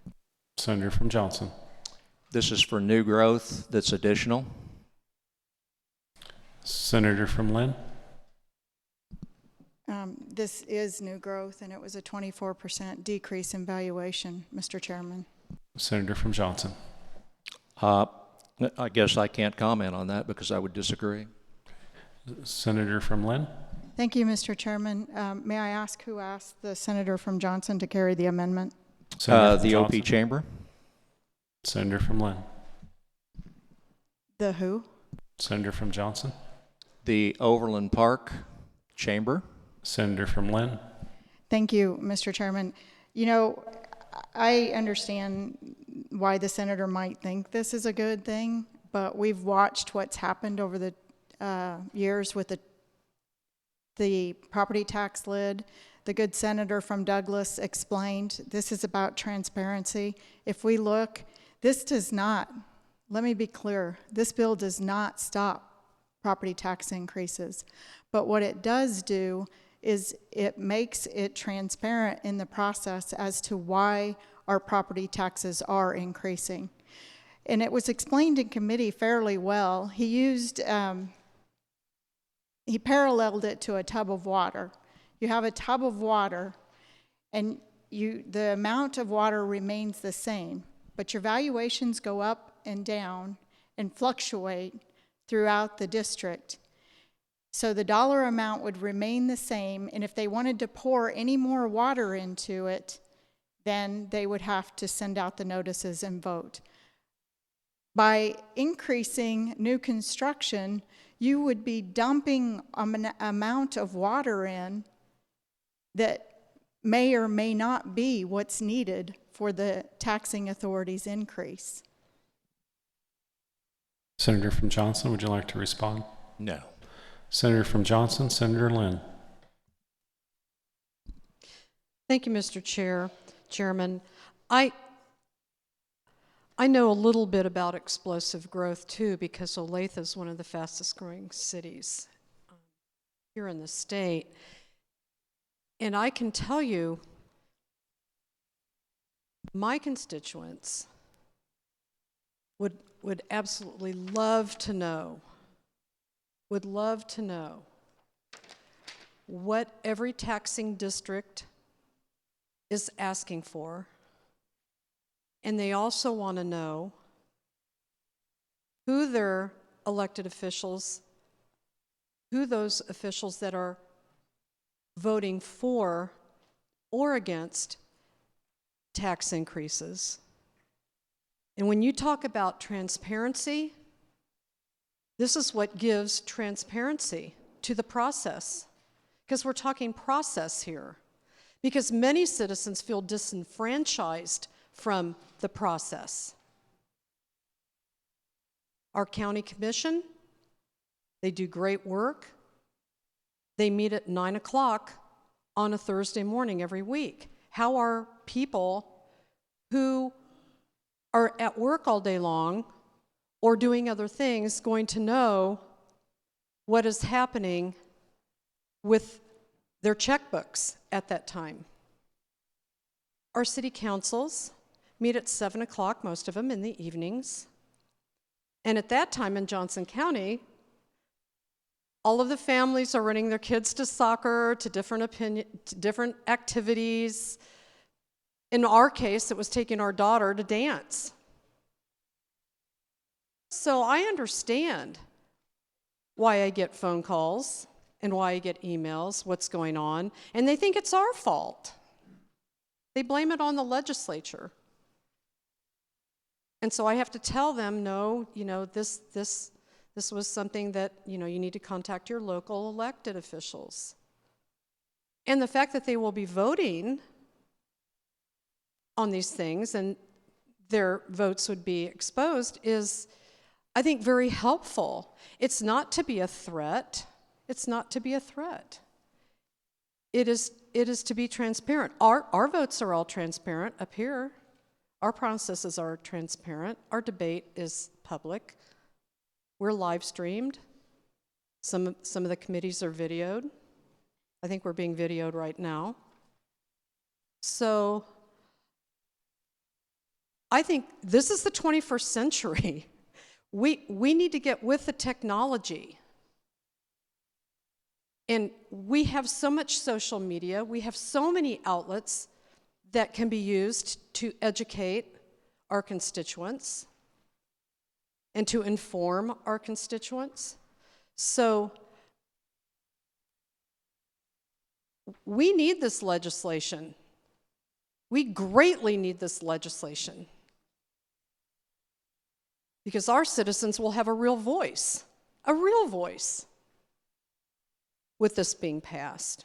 So I just want to thank the chair for bringing this to us and having, sat through all the committee hearings, and I have personally learned a lot about the process. And, processes, when they work great. When they don't work, they need to be fixed.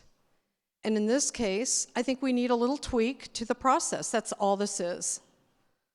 So,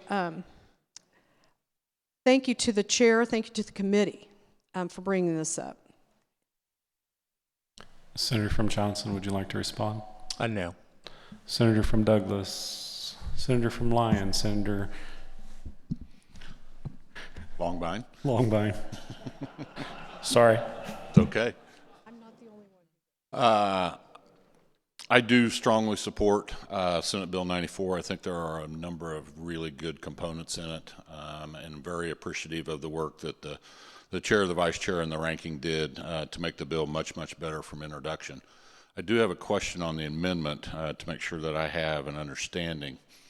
So it appears to me, and I'm looking for a correction if I'm wrong, that the amendment would exclude new growth on the first year that it became taxable, and then in the second year it would be a part of the base, therefore subject to 294, or does the amendment somehow exclude growth for a number of years past the 1 year? Senator from Johnson. No, the amendment would create a position to where the local entity would make that decision as to when they want to put this on the tax rolls. Senator from Lyon. Thank you, Mr. Chairman. But once, whether it's an abatement that expires or a project is complete or a TIF district is paid, the year it goes on the tax rolls, it would be exempt, but the following year it would be part of the base and therefore subject to 294. Am I understanding it correct? Senator from Johnson. That would not be the intent of the carrier. Senator from Lyon. Thank you very much. Senator from Johnson. Senator Sykes.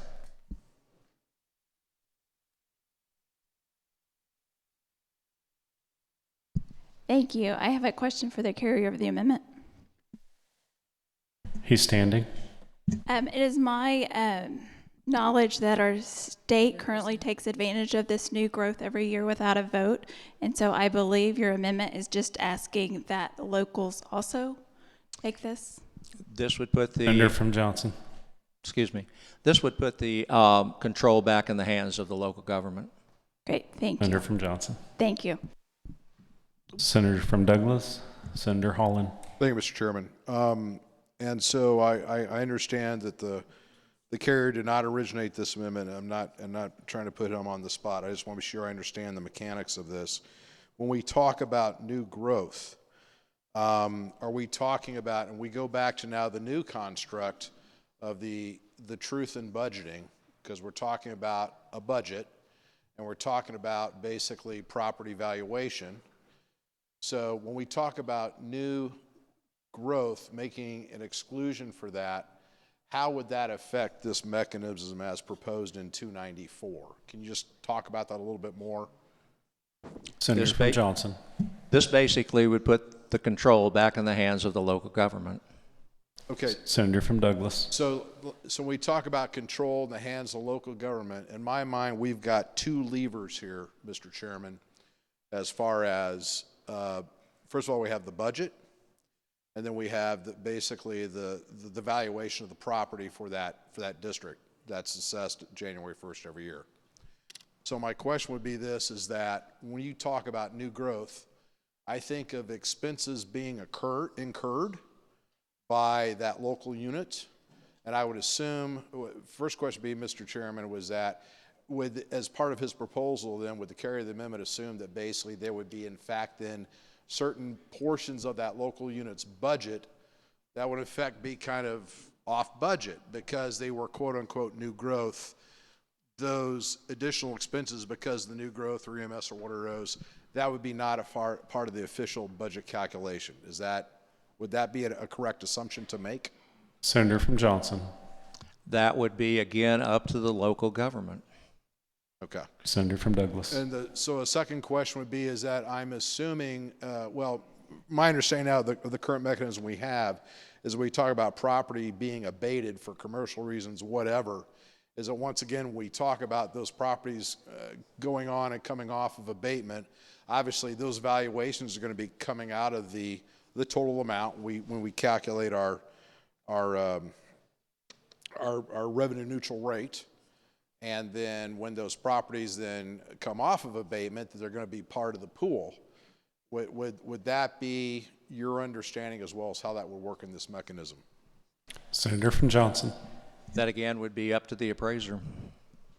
Senator from Douglas. Okay. I'm going to speak against the amendment because I think what it does is it's just going to introduce a massive amount into confusion for what the process is all about. What this whole process, once again, our truth in budgeting, and this is what it is, it has nothing to do with taxation, it's budgeting. We're trying to present for that local unit, this is their budget, and it needs to include all their expenses, whether they're related to growth or not growth, EMS, whatever, because that is the budget amount. And so, in my mind, whether you call it new growth or make any sort of, extraneous, whatever circumstance, try to bypass that, now you've got a compromised budget that your citizens won't understand. So in my mind, you need to have all the expenses in there regardless of growth. I would also say that by just the natural controlling of properties coming on and off of abatement, that's going to modify then basically your assessed, your property valuation, which drives then the determination you're going to provide a notice or not.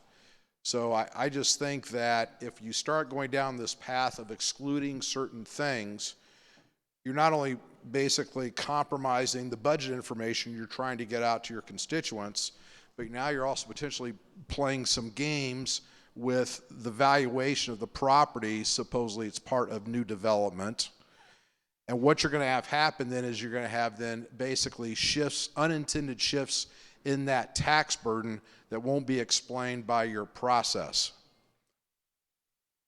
Thank you, Mr. Chairman. Senator from Johnson, would you like to respond? No. Senator from Johnson, Senator Denning. Thank you, Mr. Chairman. I'll be supporting the amendment. The chambers back home are wanting us to support it. Just the public works and public safety costs of the new growth that's coming on in Johnson County, I think it would just pair up parallel. And once the growth gets on, I think 294 will control it going forward. So I'll be supporting the amendment. Senator from Johnson, would you like to respond? No. Senator from Lynn. I will absolutely respond. What most people in this body may not realize is we worked very hard on this legislation. We modeled it after Tennessee and Utah. And they say, well, Utah allows for new construction. But what Utah also does is they have a cap. So if we allow for this new construction, we're going to need to look at a cap in order to control the transparency that we're looking for. This is all about transparency and being open with your constituency. You know what? We have, and it's not, and I want to make it clear so that people understand, they say we're excluding new construction. What we're doing is we're taking the valuation, the revenue neutral rate, which would make the multiplier, make it zero money increase for the same amount of dollars for the next year. So what they want to do is they want to define quote unquote new construction or new growth to be added to the revenue neutral, to the equation, so that it's an automatic increase in the dollar amount collected. So instead of keeping it revenue neutral for existing taxpayers, you may see an increase in your property tax, even though your property is 25 years old, because this new growth dollar amount was added to the equation for the revenue neutral rate. Thank you, Mr. Chairman. Senator from Johnson, would you like to respond? No. Senator from Shawnee, Senator Miller. Thank you, Mr. Chairman. I had the privilege of serving 23 years as an elected local official. So when I say I believe in local control, I can say it genuinely. And I want to add to the comments made by my friend from Douglas County with regard to our chairwoman's work on this bill. Again, my belief is that she was the model of what a chairman should do in terms of taking into account all opinion. And I don't think she'll mind that I divulge that she approached me privately and asked before we worked this bill whether I would prefer an amendment that would lift the lid or an amendment similar to the one that's being offered now as it relates to growth. And I told her my choice was growth. As always, of course, she didn't listen to me. She went the other direction, but I very much appreciated the sincerity that I think she brought to the conversation in terms of gathering my opinion. And consequently, as I thought it through, and as I discussed it with some of my now local elected officials, I prefer the way we're going under the underlying bill because it reinforces the notion of local control. I don't know how she sold it to some of the members in this body, but if she sold lifting the lid to some of the people that I'm familiar with in this body, well, then she's pretty good. And congratulations to her for that, and I think it would be on my part getting a little piggy to also ask that we allow the growth exception. Lastly, I'd like to say that mostly in response to the carrier and the supporters of this amendment, do not fear this bill as it's currently drafted. It does not put limitations on local officials. It does not impose our will upon them. What it does is simply requires some notice and some hearing that's not presently required so that those local officials can have the opportunity to explain why taxes might be going up in that jurisdiction. And in those 23 years that I served as a local elected official, I had or chose to increase taxes a number of times, and never once did I escape a handful of people complaining about the rise in taxes, and never once did I not feel equipped to explain why I felt it was needed. And if you are a local official in the very difficult position of responding to the demand for services up against revenue shortages, you better be prepared to explain it. And if you're prepared, people generally, and never everyone, but generally, they will accept a plausible explanation for why. And many of those reasons have been enunciated by the carrier of this amendment. But this bill does not prevent those issues being addressed under the new structure that's being offered here. The last point. The legislation was being modeled, originally at least, from the Utah example. The gentleman that came here spent his time with us explaining the Utah framework was from the city in Utah that I'd never heard of before, Sandy City. And he distributed to the committee members, and I think maybe everyone has this by now, an example of how the legislation worked. And the example he gave us, in the city of Sandy, local officials under this framework were asking for a 33% increase in property taxes. I looked it up. Subsequent to the notice and the hearing, that city did impose that year an increase in property taxes of 23%. My point is, and yet you need to understand a little bit about what was going on in Utah, and particularly Sandy City. It was, much like the county of Johnson in Kansas, a growing community. It is. Utah, in fact, is one of the fastest growing states in the country, if not, maybe I remember, it might have been the #1 growth. And they raised taxes 23% because, in their minds, the local officials, after hearing everyone, they felt it necessary. And they simply did what they're elected to do, and they did what was best for their constituents. This bill, as it's currently framed, does not prevent tax increases. It simply says when you need one and you have the responsibility of imposing one, you simply have to explain it. With that, I'll be opposing the amendment. And I say again, I appreciate the chairwoman asking for my opinion, even if she doesn't listen. Senator from Johnson, would you like to respond? No. Senator from Cali, Senator Alley. Thank you, Madam Chair, and I appreciate the kind words from our senator from Shawnee. But he's exactly right. He said one word up there, and that's simply. This bill, the underlying bill, is about simplicity in our tax formula, the way we compute taxes. Today, we have confusion. No one can answer exactly.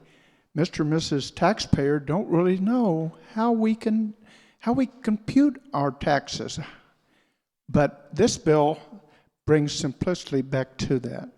If we add the amendment for new construction, it adds complexity back in. What is included, what isn't included, what's exempt, what's not exempt.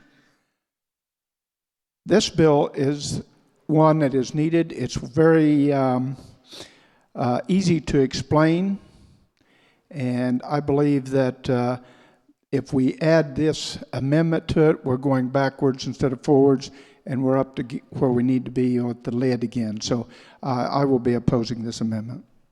Senator from Johnson, would you like to respond? No. Are there any further questions for the carrier of the amendment? Senator from Lynn. Thank you, Mr. Chairman. I would like to make one last comment. If you read the amendment, it says new structures or improvements on real property. That isn't even new growth. That's just remodels. tax abatements. I mean, this amendment is dangerous to the bill and goes against what we're trying to do. Thank you, Mr. Chairman. Senator from Johnson, would you like to respond? No. Are there any further questions for the senator from Johnson? Seeing none, Senator, you may move your motion. I would like to move the amendment and ask for a roll call vote.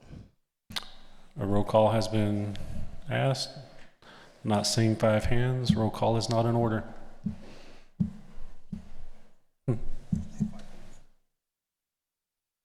Yeah. You've heard the motion. All those in favor say aye. Division. Division has been called. All those in favor, please stand.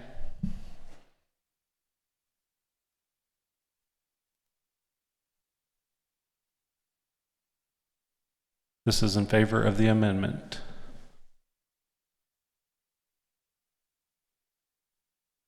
Okay. All those opposed, please stand.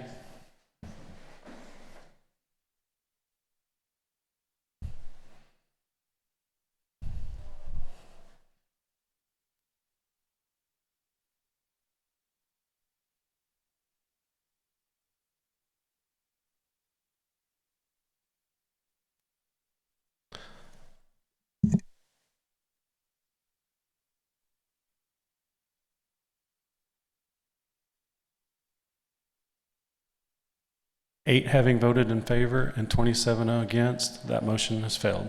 We are now back on the bill.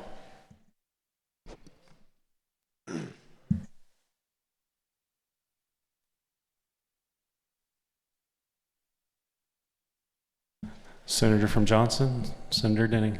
Thank you, Mr. Chairman. I move the committee rise and report progress.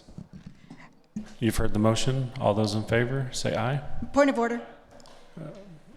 Point of order has been called. I just want to make sure we'll come back on this bill when we come back after. That is correct, right? Mr. Chairman, that is correct. We're trying to stay close to our schedule. We have some committee meetings that we're late for, so we're absolutely coming back to 294. Okay. All those in favor, say aye. Those opposed? That motion is carried.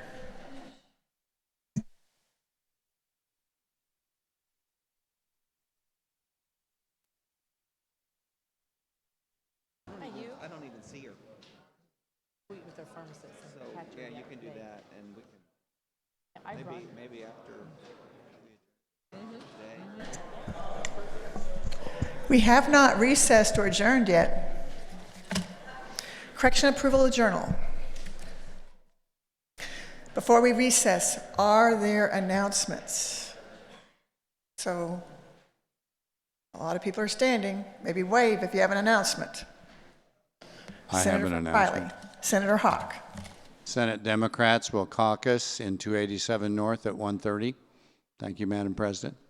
Other announcements? Senator from Johnson, Senator Skubal. Thank you very much, Madam Chair. For those that are on the Education Committee, we are going to meet in the room that we caucus in upstairs, so please get there as quick as we can. Thank you. Senator from Douglas, do you have an announcement? I do. Thank you, Madam President.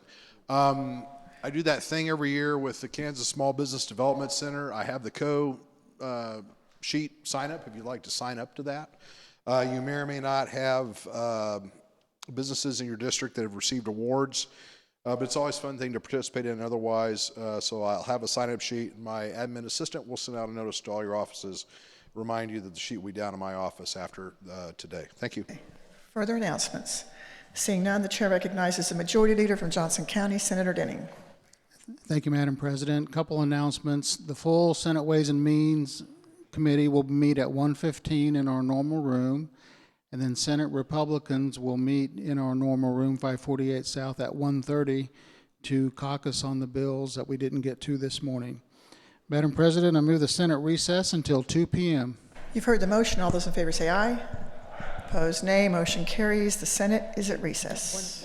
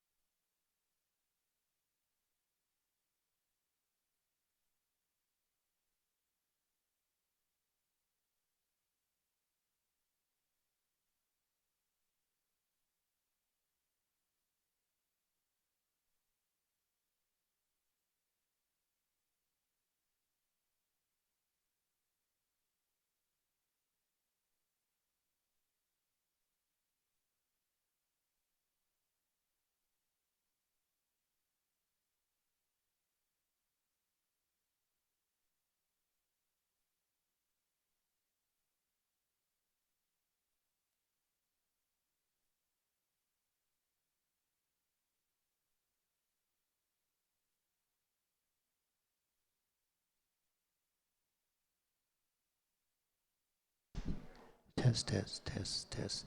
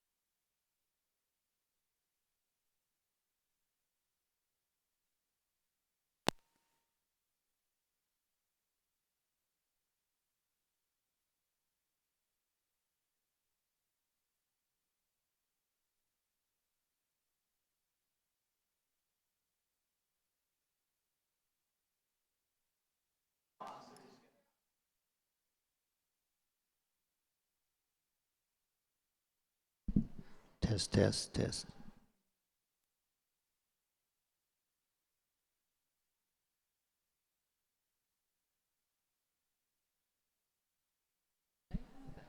Test, test.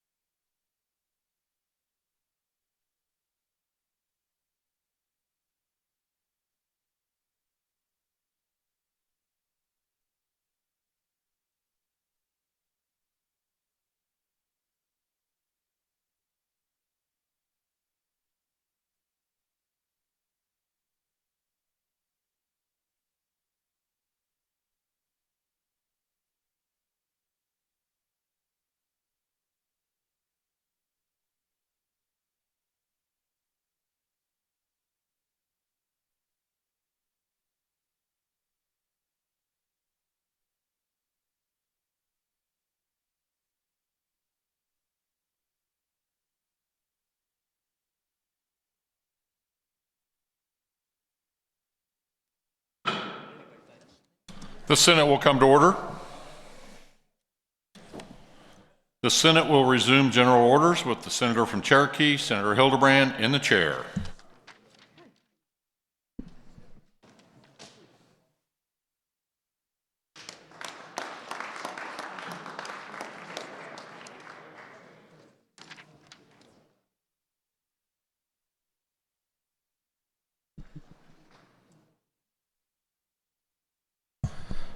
Welcome back. We will now resume our order on Senate Bill 294, and Senator from Lynn County, Senator Tyson has the floor. Thank you, Mr. Chairman. Actually, I'll yield to the senator from Reno. Senator from Reno, Senator Berger. Thank you, Mr. Chair. I do have an amendment. Have you turned it in? I have. Does it have a number? 3050. Thank you. We'll wait until it is handed out.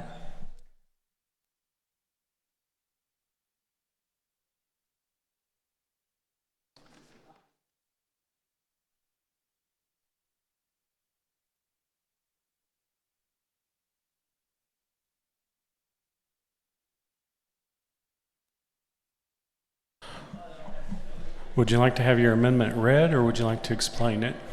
It's a very brief amendment. All it does is factor the CPI in, as well as the neutral tax levy that's been placed. And the reason for that, of course, is changing inflation that takes place, so you don't have a kind of a windfall all of a sudden where you have to raise taxes significantly. And having the CPI in there would recognize that. CPI goes up and down, so I think that would be appropriate as well. I think it's important to have that on the statement that goes out, so that in the spirit of transparency, those tax units can demonstrate that this is the CPI, and this is what this equates to, and this is what we decided to levy our taxes at. Where are you from? Are there questions for the Senator from Reno? Senator from Lynn, Senator Tyson. Thank you, Mr. Chair. I guess the body's been forewarned. Every time somebody says this is a simple amendment or a simple bill, flags go off in my head, at least. What this amendment would do is to allow your local government to increase their budget every year based off of the rate of inflation. Does the carrier of the amendment understand how this would impact individuals on a fixed income? Absolutely. Senator from Reno. Thank you, Mr. Chair. The impact is going to be, it's out there, it's available. It does not necessarily have to be accessed by your taxing units, but it's important for people to know that is what the CPI is, and that is the impact that it has on those taxing units. Senator from Lynn. Thank you, Mr. Chair. I won't be supporting the amendment. There is nothing that restricts the local governing body from doing that in these statements. There's nothing that it allows flexibility in the regard of what else they put on the statement. As we talked before, they can put the USD in the schools. I think this muddies the water, and we don't, let's keep it so that it's transparent and that we know what the increases are coming for. Senator from Reno, would you like to respond? I do think this enhances transparency. It's important for them to know that there are costs that increase on an annual basis. Are there any further questions for the Senator from Reno? Senator from Cali, Senator Alley. Thank you, Mr. Chair. What would be the impact if we left the salary, or the not salary cap, the mill levy cap on in lieu of taking it off? Senator from Reno. I can't tell you that, Senator Alley. Senator from Cali. Right now, isn't it up to the CPI? Senator from Reno. I don't know. Senator from Cali. If we adjust for inflation with the CPI, we're doing the same thing as leaving the cap on, and that defeats really the purpose of the bill. Senator from Reno, would you like to respond? Okay. Are there further questions for the senator from Reno? Senator from Lynn. Thank you, Mr. Chairman. I know that the good senator did comment that he understands what it would do to people on a fixed income, but I just want to reiterate that most individuals on a fixed income do not get a rate of inflation increase. And I think that they would appreciate understanding where their government is and why the increases are occurring. So we wouldn't have, if we pass this amendment, we would be allowing automatic increases in your property tax every year and not having the locals take a hard look at what they're doing with our property taxes. I understand that we have that with the lid, and look where we've got with the lid, the handout that you have on your desk. I mean, we have counties that have seen double-digit property tax increases this year with the property tax lid. And all we do by putting this amendment on would ensure that a majority of taxing authorities would increase our property taxes close to or at the rate of inflation.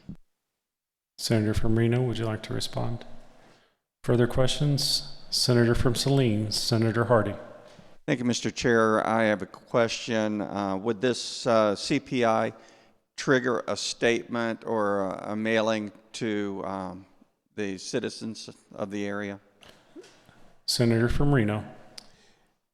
It would not trigger a mailing. It would not.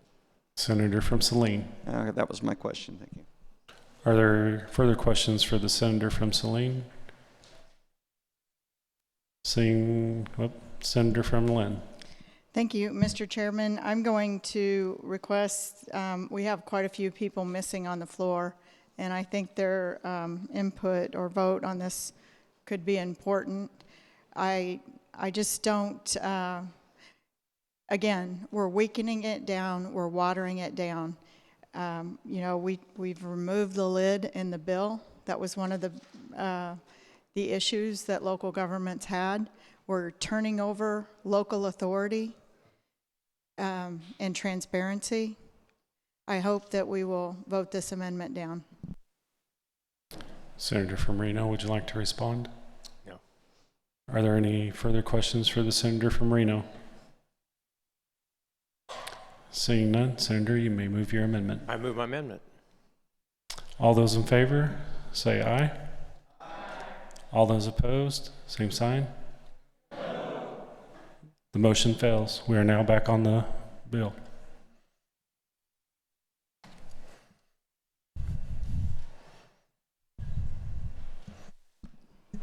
Are there any questions for the carrier of the bill? Seeing none, Senator, you may close. Thank you, Mr. Chair. You know, we've been debating this quite some time. I know most of you know that where you're at on the vote, so I won't take much of your time here, but I do want to give a brief overview. This is not something that we just pulled out of the air. We have been working on legislation for a few years now. It was a team effort. There was input throughout the state, many stakeholders. Utah has had a similar procedure in place for 35 years. It's something that works. It does not stop tax increases, but it does make them transparent, and it allows the taxpayer to be part of the process before the increase occurs. I would ask that you would support this bill as amended, and I move that when the committee rise and report, it report Senate Bill 294 favorably for passage as amended. You have heard the motion. All those in favor say aye. Aye. All those opposed? No? That motion is carried. We will now turn our attention to Senate Bill 266. The chair recognizes the senator from Lynn, Senator Tyson, to explain the bill and to adopt the committee report. I move we adopt the committee report. You've heard the motion. All those in favor say aye. All those opposed, no. That motion was carried. You may explain your motion. Thank you, Mr. Chair. As you guys have noticed, there's a theme here on property tax. And instead of putting this all into one big package, we broke it out so that you could look at each item individually. And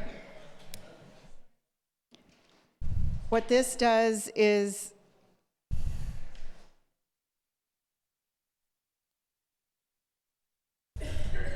what we do right now, what this does is would put into the Kansas Real Estate Appraisal Board the authority to decide which classes are acceptable for appraisals in the state of Kansas. Are there questions for the senator from Lynn? Senator from Shawnee, Senator Miller. Thank you, Mr. Chairman. I don't have a question. I rise in opposition to the bill. Most of you, I don't believe, have the fiscal note, but there's some very telling language in that fiscal note, and bear with me, it's only 2 sentences that I want to extract from the note, but please listen. The Real Estate Appraisal Board indicates Senate Bill 266 has the potential to increase administrative cost and staff time to review and approve all courses for the Registered Mass Appraiser designation. Now, particular note, this sentence, the board, meaning the Real Estate Board, Real Estate Appraisal Board, does not specifically license this designation, and it currently does not have approved courses for this designation. So what we're being asked to do is to transfer the coursework for this very important designation to an agency that doesn't offer either any courses or the designation. The bill is rooted in what I believe is an overreaction to a very limited set of circumstances arising mostly out of Johnson County and with a very narrow, very particularized type of property. And if there ever was a situation to apply the old adage, throwing the baby out with the bathwater, this would be it. To make this major change over something that is actually being resolved currently with both the Board of Tax Appeals and the courts is clearly an overreaction and very much, I believe, ill-advised. I speak in opposition to the bill. Senator from Lynn, would you like to respond?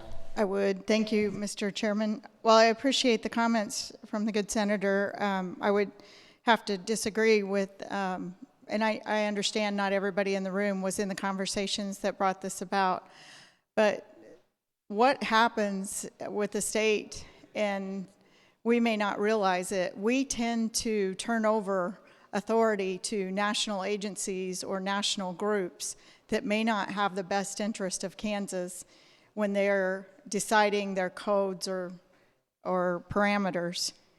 What this does is reins in the fact that the Kansas Real Estate Appraisal Board would take that view and take that opinion and be responsible of deciding the parameters for certified appraisers in Kansas.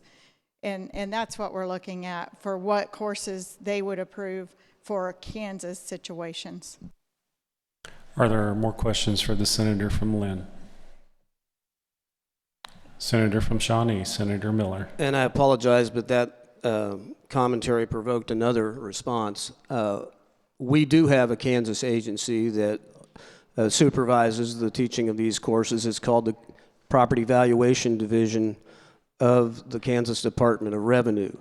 They may utilize courses that are taught through what we call the IAAO, the International Association of Assessing Officers, but the state PVD is the one that actually controls what is taught, what qualifications appraisers need to meet. And I did overlook one good point that was brought up by another member of our committee.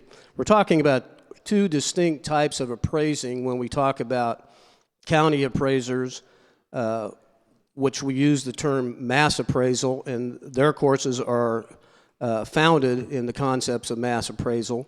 The Real Estate Appraisal Board is an agency that, by and large, is set up to train, to supervise, to authorize the work in the area of fee appraisal, which is why the statement that I read earlier from the fiscal note is so applicable, because we're talking about one type of appraising versus another type, and we're giving the authority to construct these courses to an agency that is not in that particular strain of appraising. Thank you again. Senator from Lynn, would you like to respond? Thank you, Mr. Chairman. I respectfully support this bill. I disagree with the senator's comments and the fact that we need to take responsibility and take a hard look at it for ourselves. You know, it's the International Association of Assessing Officers that we're taking a look at. That's not even, I mean, international. So let's be responsible for Kansas. You know, part of the issue that we found when we were working on property tax was the valuations. It wasn't, you know, the appraisers get blamed, but the legislature sets the parameters for those valuations. And then PVD sets another layer. And so all we're doing is establishing the distinction that as the legislature, we are putting this in the hands of the Kansas Real Estate Appraisal Board for reviewing these courses and making sure they line up with Kansas policy. Senator from Douglas, Senator Holland. Thank you, Mr. Chairman. I too rise in opposition to this bill. One thing the good senator from Shawnee didn't mention, if it did, I apologize for being redundant, but this designation, the IAAO, if you look at our Kansas statutes about who gets to be appointed a county appraiser, KSA 19430, those designations, you can be an appraiser if you fall into one of three categories. You have a registered mass appraiser designation, or you have one of two designations from the IAAO, or you have a certified general real property appraiser license. What this bill does, in addition to redirecting the Kansas Real Estate Board to, I guess, coming up and administering training they really don't have that much expertise in doing, is you effectively are getting rid of a whole swath of potential appraisers from being able to appraise property for the county now. So you're making it that much tougher for counties to find appraisers. Once again, this goes back to, as the senator from Shawnee said, you've got some cases in Johnson County around a particular type of real property, these big box stores, developments that, you know, they're having fights in the courts as far as if they've been properly appraised or not. The point is that this will wind its way through the courts, and I think it is just extremely foolhardy for this body to think we should be figuring out what designations we should be using to figure out who's going to be our appraisers, when in fact, if there's any corrections that come out of this from any legal fallout, I think at some point the PVD would be having some thoughts to share with the legislature in which direction to go. So I stand opposed. Thank you, Mr. Chairman. Senator from Lynn. Thank you, Mr. Chairman. The Kansas Real Estate Appraisal Board would not do any training. They would just look at the courses that are available. And again, the International Association that we look to for one of our accreditations, this would remove that, but all of the appraisers it would not impact any appraiser from losing their ability they are certified in other areas with other certifications. So this would not remove anybody that is currently on the appraiser list. Are there more questions for the senator from Lynn? Seeing none, Senator, you may move your bill. Thank you. Again, I think that we should take responsibility and put Kansans looking at what is best for Kansas. And so I move that when the committee rises in report, it reports Senate Bill 266 favorably for passage. You've heard the motion. All those in favor say aye. Aye. All those opposed, no? No. Motion was carried. We will now turn our attention to Senate Bill 265. The chair recognizes the senator from Lynn, Senator Tyson, to explain the bill. Thank you, Mr. Chair. I'm going to have to find my notes. Just a second.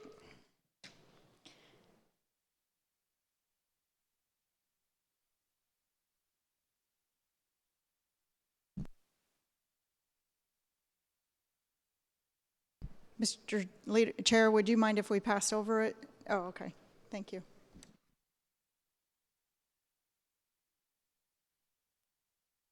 Thank you, Mr. Chair. What this would do, Senate Bill 265 is related to allowing electronic notices during the appeals process.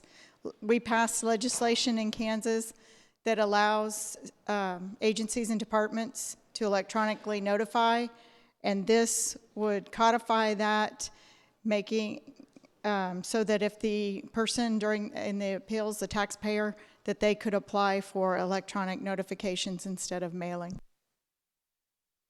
Are there questions for the senator from Lynn? Senator from Douglas, Senator Holland. Thank you, Mr. Chairman. I rise in support of the bill. One of the good things I think that came out of this is basically clarifying the concept of when the service has been satisfied, both from a mail as well as electronic means perspective. I believe there was an amendment added on the committee to basically take it from 14 days of service on to 21. And so had we not passed that, added that amendment, I think it actually would have put our citizens a little bit of a disadvantage. So I'm glad we added on the 7 days, and I rise in support of the amended legislation. Thank you. Senator Lynn, would you like to respond? If I may, Mr. Chairman, this doesn't have the 21 days. That was a different bill. Yeah, this just allows for email request or electronic request of notification. It's in hope to save some money in expenditures and expedite the process. The senator is correct, it would do that. Are there any further questions for the senator from Lynn? Seeing none, Senator, you may close. Thank you, Mr. Chairman. As I said, it would help expedite the process and increase efficiencies. So I move that when the committee rises in report, it reports Senate Bill 265 favorably for passage. You've heard the motion. All those in favor, say aye. Aye. All those opposed, no. That motion is carried. We will now turn our attention to Senate Bill 358. The chair recognizes the senator from Saline County, Senator Hardy. Thank you, Mr. Chair.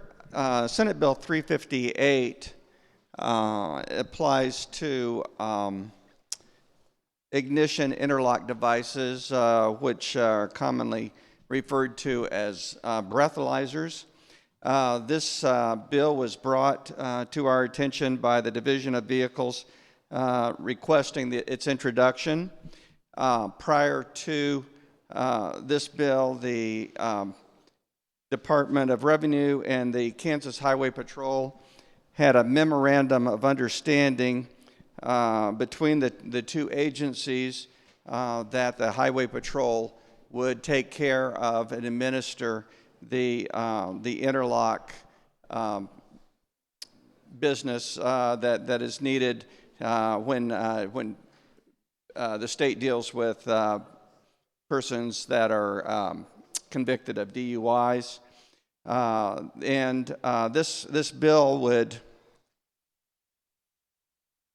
codify that process that is already in place. The Kansas Department of Revenue still has jurisdiction and will continue to be the authority over which drivers are mandated to acquire the ignition interlock devices from a private vendor. Transferring the regulation of vendors to the Highway Patrol ensures that there is no appearance or question of favoritism towards vendors by the agency mandating the ignition interlock requirements.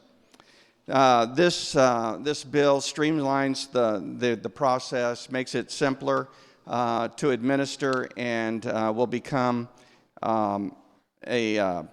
less of an issue. Like I said, it's already taken care of by a memorandum of understanding, but this would codify that. During testimony, there were no neutral or opponent testimony for this bill, and with that, I will stand for questions. Are there questions for the senator from Saline? Senator from Wyandotte, Senator Haley. Thank you, Mr. Chair. I support the underlying bill and appreciate the explanation as given by the senator from Saline. I have an amendment, turned it in. It is Revisor 3096. Okay, if you'll hold on just a minute while we're handing it out.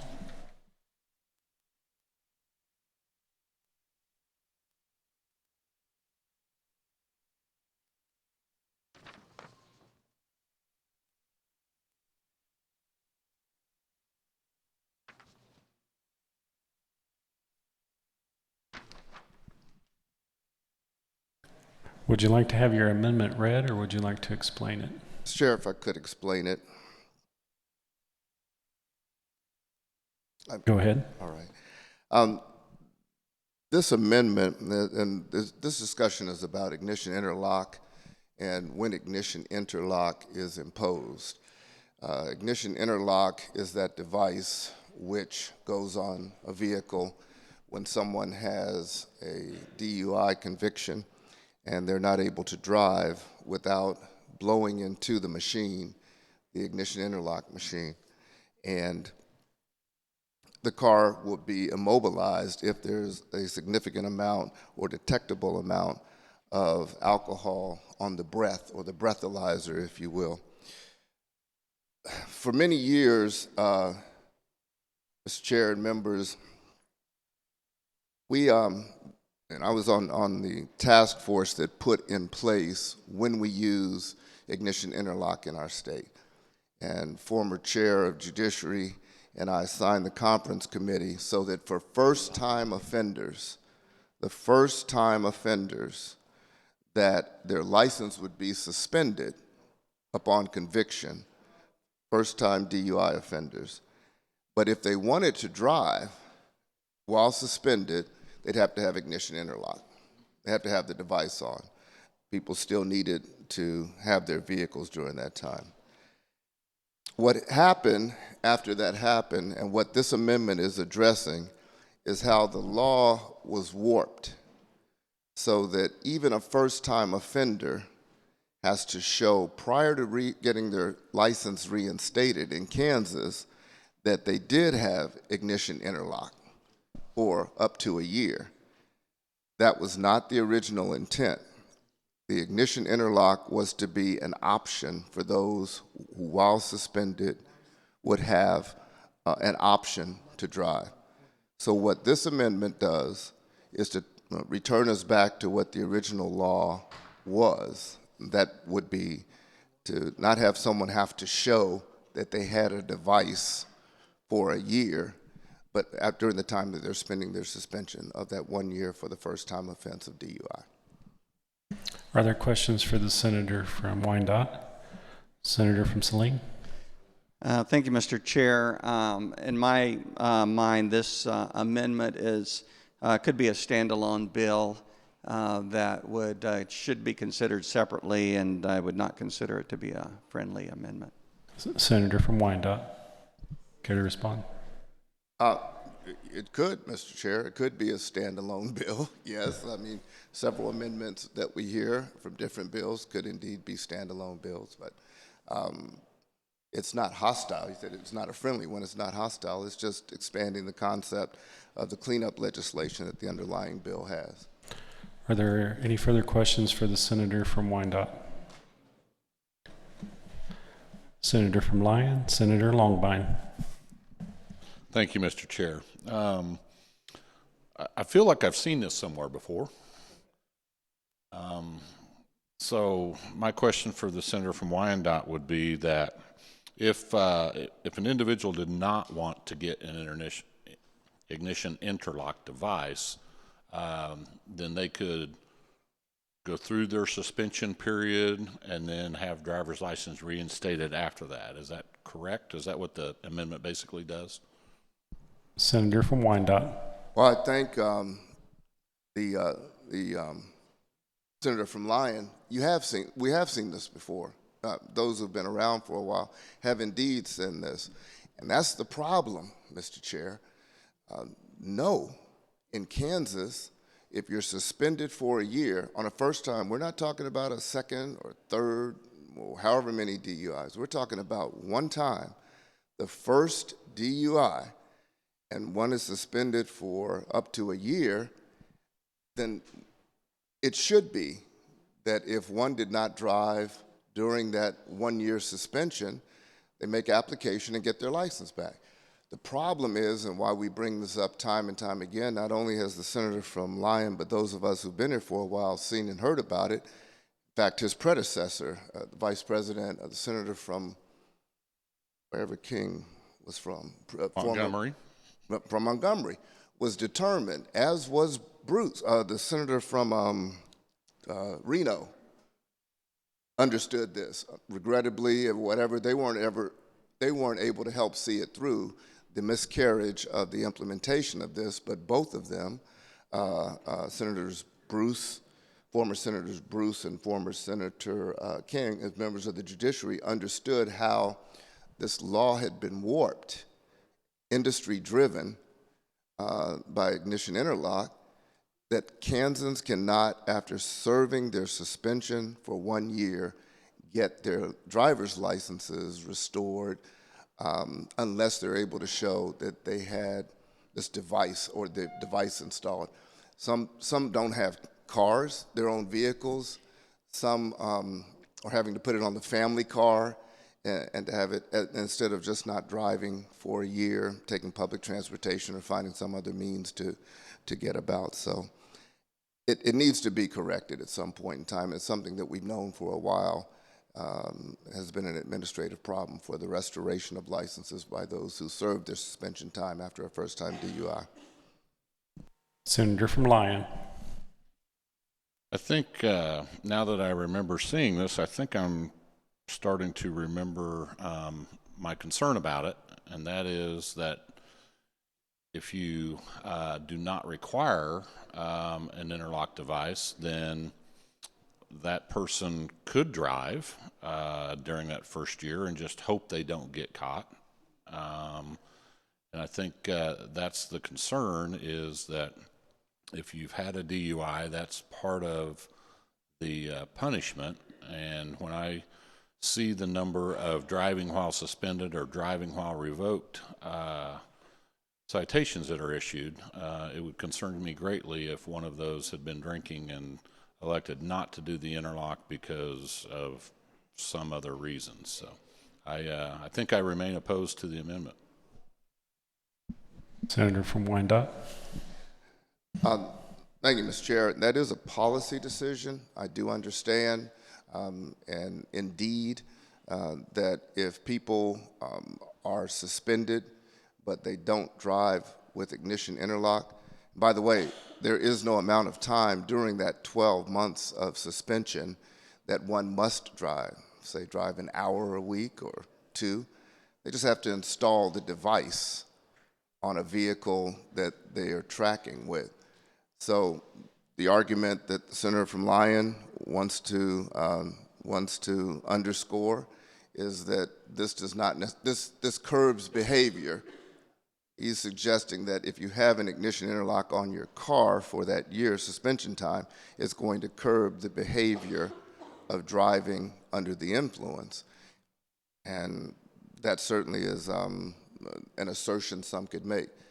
I believe that the converse is true, that if people are trying to find a way to drive while suspended and they don't have ignition interlock, maybe they are driving on a vehicle without ignition interlock. If they're trying to circumvent the law and drive on suspended, and those who have served their time especially, or done their time for the 1 year, they're still needing to drive and get around.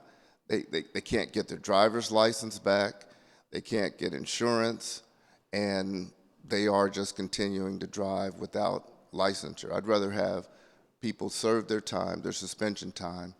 We'd rather see people get their licenses back, pay their registration and their insurance, rather than to continue to live under the onus of beyond that period of time that their first time DUI conviction brought.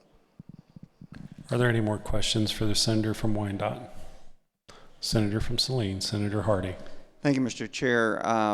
If I remember correctly, this bill or this amendment did fail in committee, just as a point of interest. Senator from Wyandotte.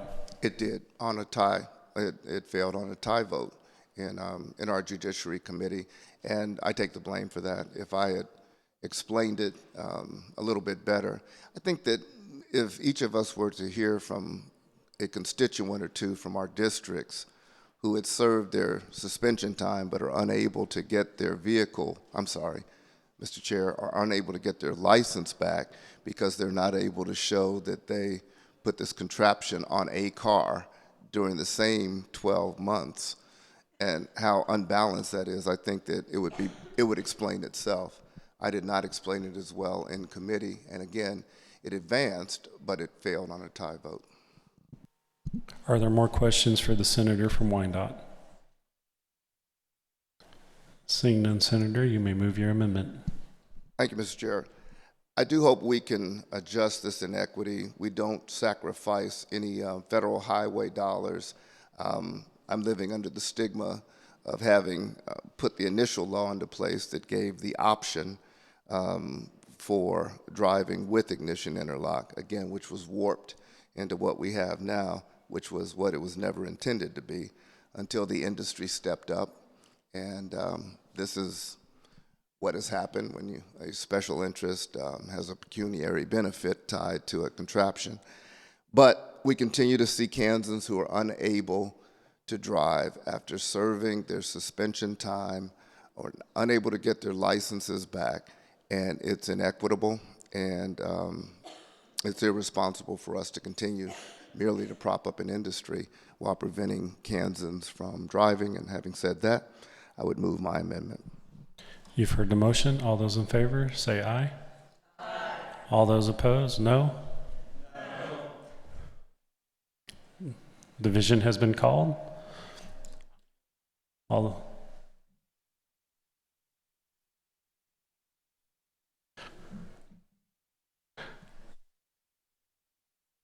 The motion fails. We're now back on the bill.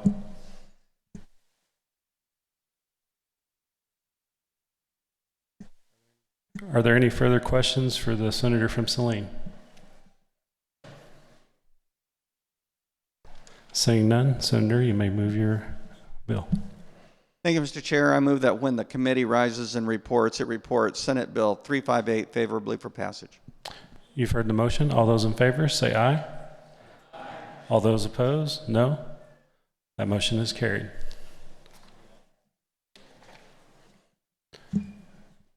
We will now turn our attention to Senate Bill 42. The chair recognizes the senator from Johnson County, Senator Lynn, to explain the bill and to adopt the committee report.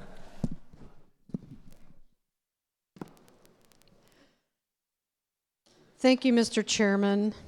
I adopt the committee report. You've heard the motion. All those in favor say aye. All those opposed, no. That motion is carried. You may explain the bill. Thank you, Mr. Chairman. There were amendments to the bill, and just so everybody knows, it was actually one amendment. It was just to change the date of implementation, because this bill actually was in the Senate Commerce Committee last year, and it did not get out of committee, not because it wasn't a good bill. I think we just ran out of time.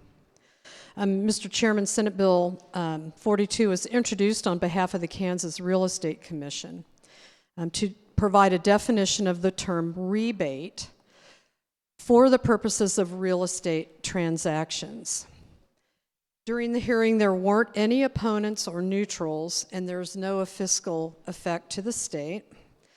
And for the body, the peanut of the bill is that the legislature has not provided in statute a definition of rebate. And this caused a lack of clarity on the part of brokers and real estate agents. And the bill will clarify how referral programs are marketed in Kansas. Some of you have heard of those referral programs like Dave Ramsey, and there are several other. So what this would do is clarify that. There was an Attorney General's opinion on the topic, and it came out in 2018 that further illustrated the need for a definition in state law. And while the AG's opinion does provide guidance, we know that an Attorney General's opinion is not the same as law. And so this is why this bill is before us. The uncertainty needs to be eliminated because without it, it clouds competition in the real estate industry, leading to an unequal playing field. And with that, I'd be happy to stand for questions.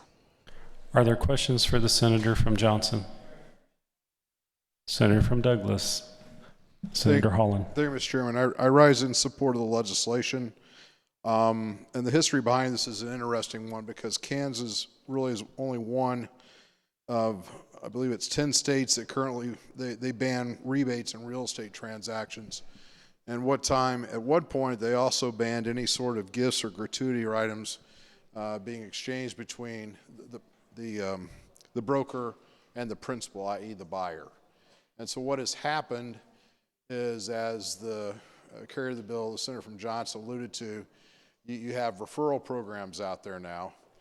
And with what has subsequently happened is that in 2004, the prohibition on the licensees, i.e. your brokers, they can now offer prizes, gifts, gratuities, to those buyers. And so you kind of get in this gray area as far as, what is an appropriate gift versus what is a rebate and therefore illegal under the Kansas statutes. Yes, the realtors have codified their definition of rebate and then what is to be avoided as a result in real estate transactions. But as also the carrier alluded to, the Attorney General's basically ruling, what they're saying is that the broker, in fact, does not violate the prohibition on rebates, either directly or indirectly with the face of a referral fee, when a portion of that commission or fee paid to the licensee is used to purchase a gift card that is conveyed to the client, i.e. the buyer. And so we're getting to this very gray area of where you could potentially have rather large gift cards of several hundreds of dollars that could be given to the buyer from the broker, but as long as you give that person a gift card after the transaction has been consummated with the purchase, that supposedly is okay.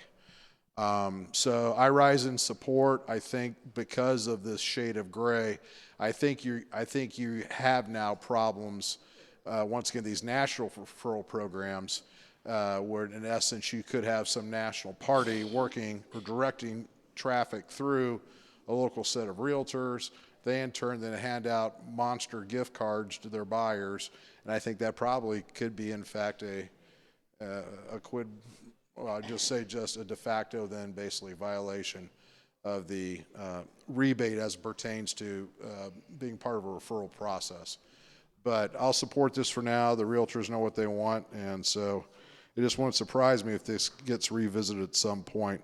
I really think at the end of the day, we need to have, if we really want to be clear about what does not violate a rebate, I think there probably needs to be put some sort of a dollar limit on these gratuities or gifts, so it is very clear as to far as this is a gift and not a part of the greasing of the transaction. Thank you, Mr. Chairman. Are there more questions for the senator from Johnson? Seeing none, Senator, you may close. Thank you, Mr. Chairman, and thank you to the senator from Douglas, Senator Holland, for his articulation about the process. And I'm I'm very pleased that we were able to get this through this year, because I know it's hard on those who desire this legislation to make an even playing field for our real estate that's conducted in Kansas. So with that, Mr. Chairman, I move that when the committee rises and report, it reports Senate Bill 42 as amended favorably for passage. You've heard the motion. All those in favor say aye. All those opposed, no. That motion is carried.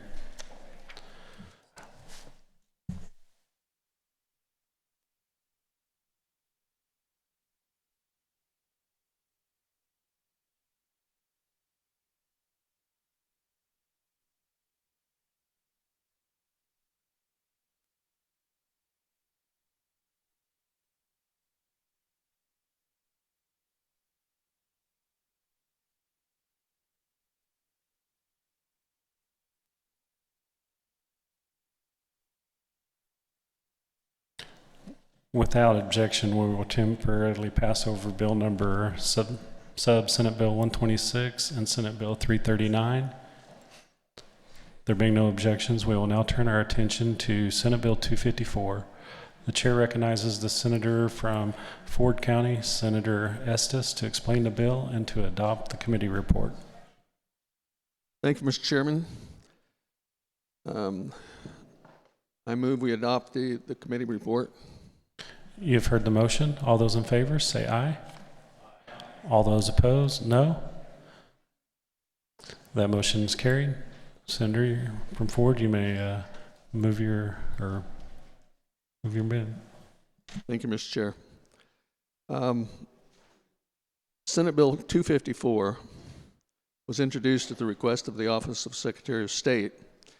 And what it does, it updates and clarifies several statutes regarding publications. The SOS is required by law to publish the Kansas Register, the Kansas Administrative Regulations in full volumes and supplemental books. Also required to sell, distribute, and store these publications in addition to the Kansas statutes, annotated volumes, and the supplements and the Senate and House journals. Current law requires a price for the Kansas Sessions laws and Kansas Administrative Regulations to be set by rules and regulations.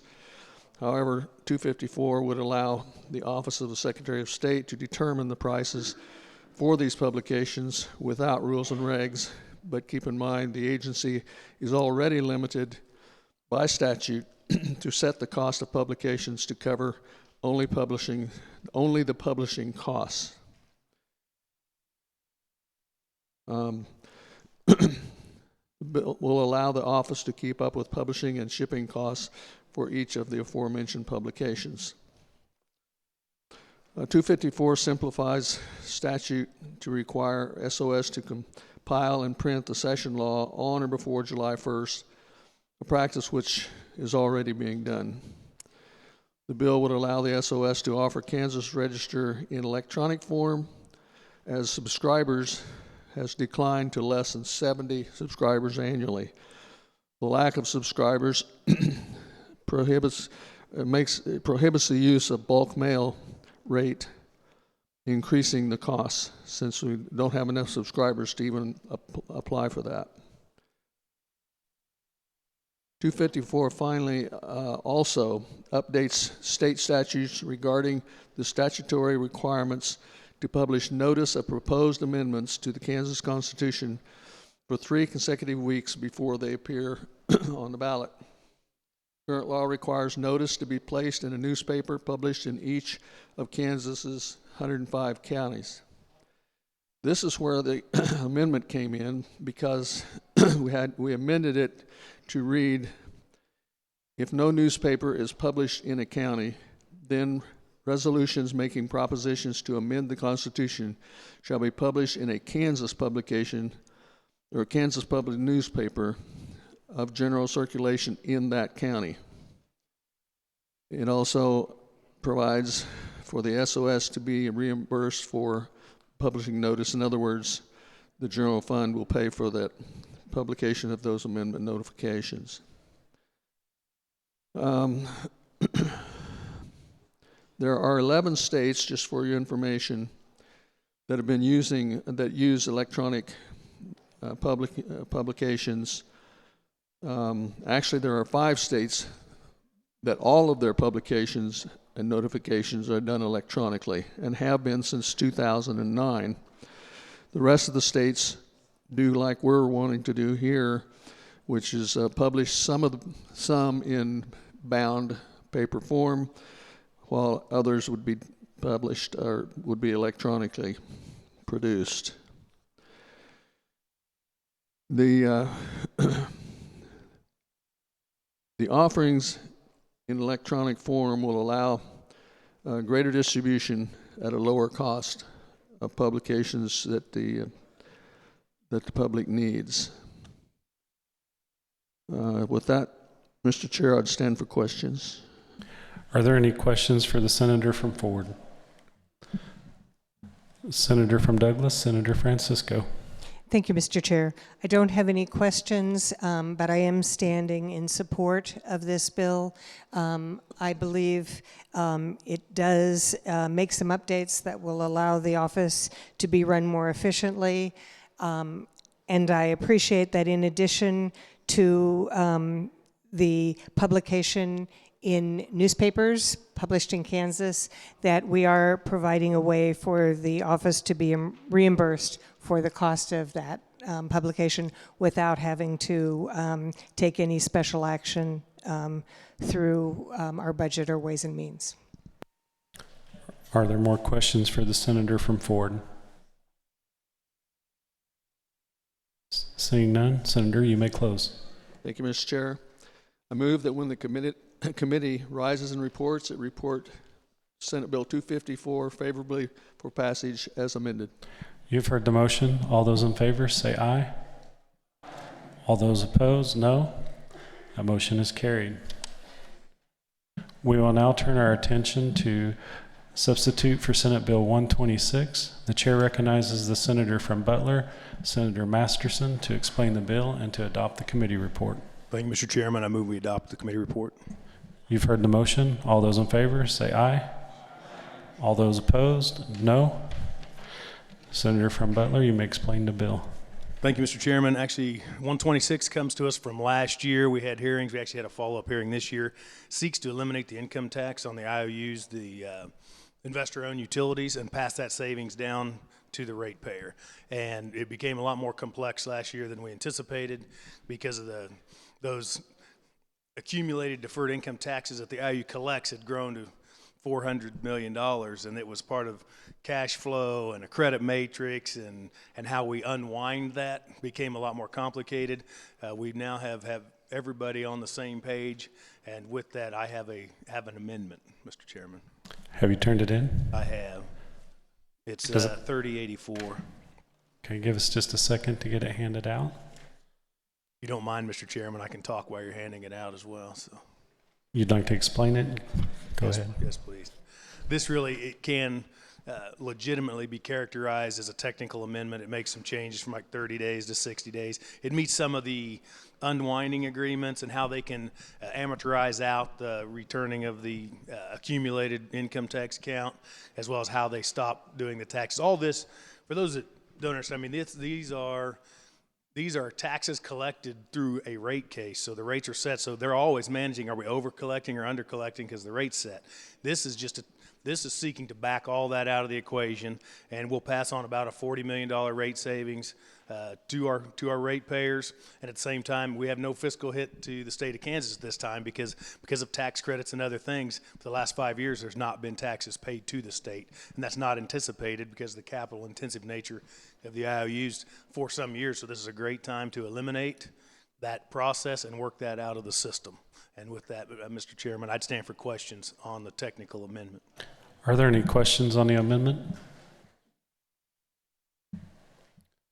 Seeing none, Senator, you may move your amendment. Thank you, Mr. Chairman. I move the amendment. You have heard the motion. All those in favor say aye. Opposed, no. That motion is carried. We're back on the bill.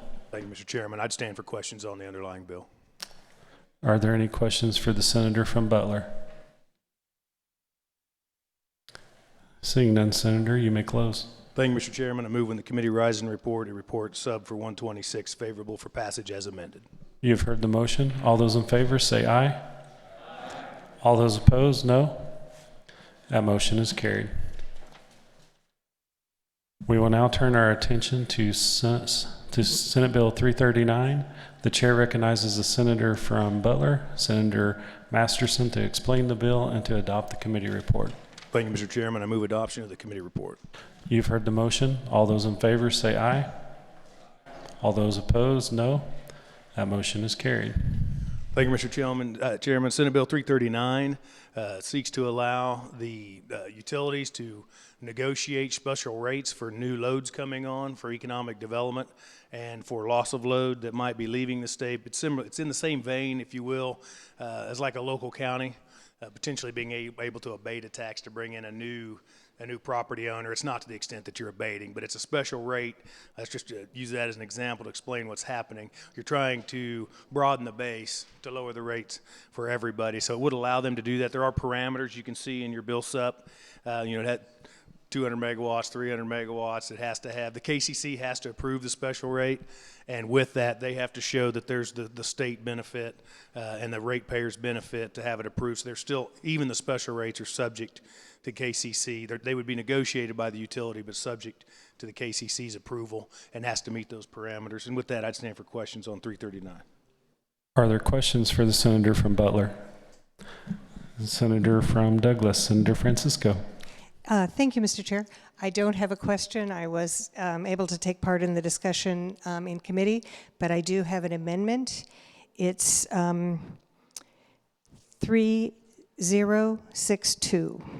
Has it been turned in? It has. Okay, give us a second while it's handed out.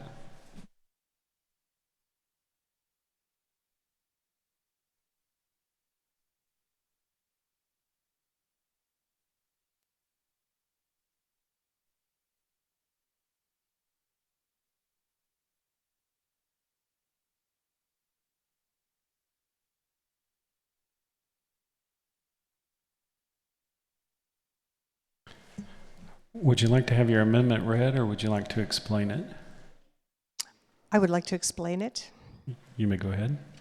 Thank you, Mr. Chair.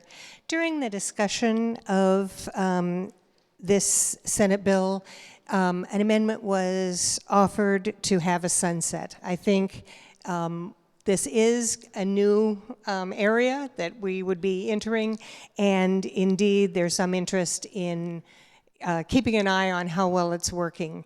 So the alternative that was offered was to have the Kansas Commission provide a report, the Corporation Commission provide a report, and at the time we didn't have specific information that we wanted included in that report. This is the suggestion of the Kansas Corporation Commission, and I appreciate their identifying for us issues such as the number of entities with such contracts, the numbers of entities with increased load, with decreased load, aggregate load and change in aggregate load, total subsidy. And so this would be something that the legislature would be able to look at to keep an eye on how well this is working. The report would be biennial and starting in January 2023, so there would be 2 years for this to work, and then we would start getting information about that. Are there questions on the amendment? Senator from Butler, Senator Masterson. Thank you, Mr. Chairman. I spoke to the senator from Douglas about this, and like she so often does, offer improvements. This is a reason why. This is just a report. This is saying program's been in effect for 2 years, so this by January of 2023, we would receive our first report on how effective is this doing. So, and it's not damaging or sunsetting or doing anything to the underlying bill. So I would actually consider this a friendly amendment, Mr. Chairman. Are there more questions on the amendment? Senator from Lynn, Senator Tyson. Thank you, Mr. Chairman. Would the carrier of the amendment stand for a question? She's standing. Thank you. I was curious as to why starting in 2023. Senator from Douglas. This change will start upon, I believe, the register in July, but it will take some time before the Kansas Corporation Commission actually receives requests and deals with those requests. This would have then every 2 years, when a new set of representatives is elected, the opportunity for the utilities committees in the House and Senate to review the information. Senator from Lynn. Thank you, Mr. Chairman.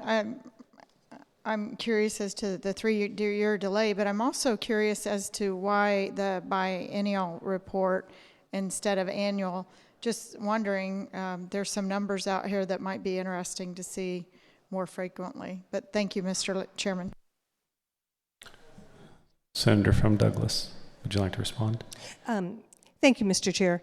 So certainly the utility committees can always ask for information from the Kansas Corporation Commission, and I am sure that we will have those requests if anything in that first annual report brings up questions or things we want more information on. Again, I'm expecting that these rates probably won't start for several months, 8 months, 9 months, a year, by the time the KCC gets the request and has the opportunity to review it and sets the rates.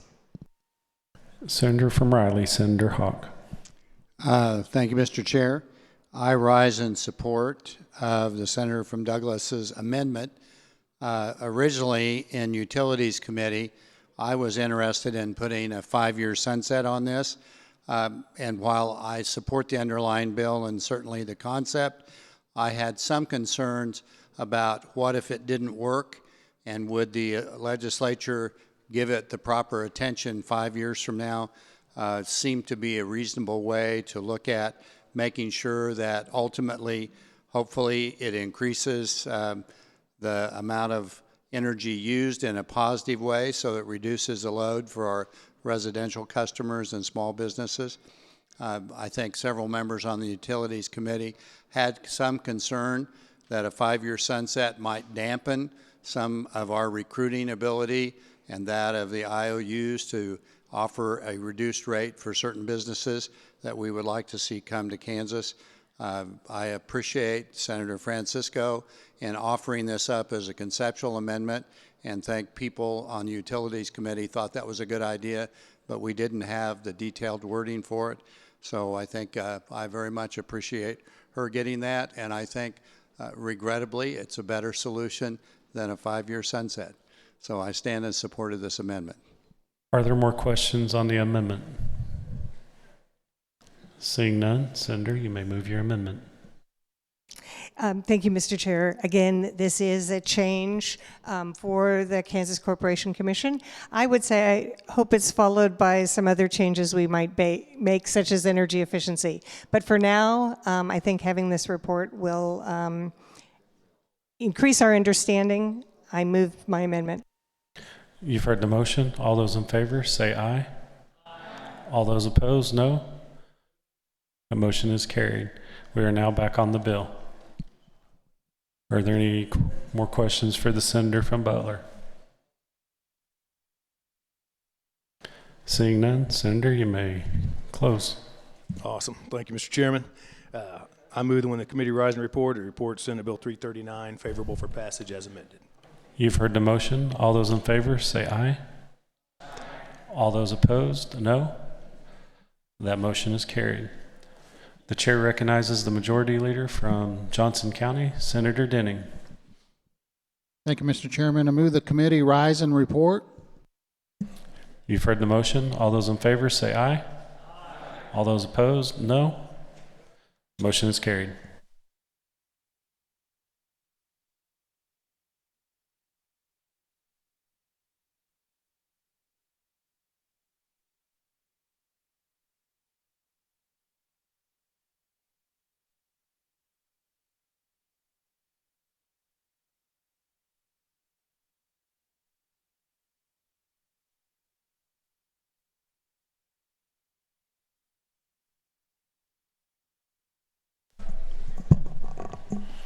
The clerk will read the committee report.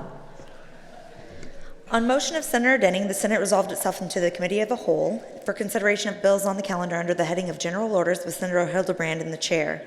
Recommended SB 266, SB 377, SB 42, and SB 254 be amended by the adoption of the committee report and the bills be passed as amended.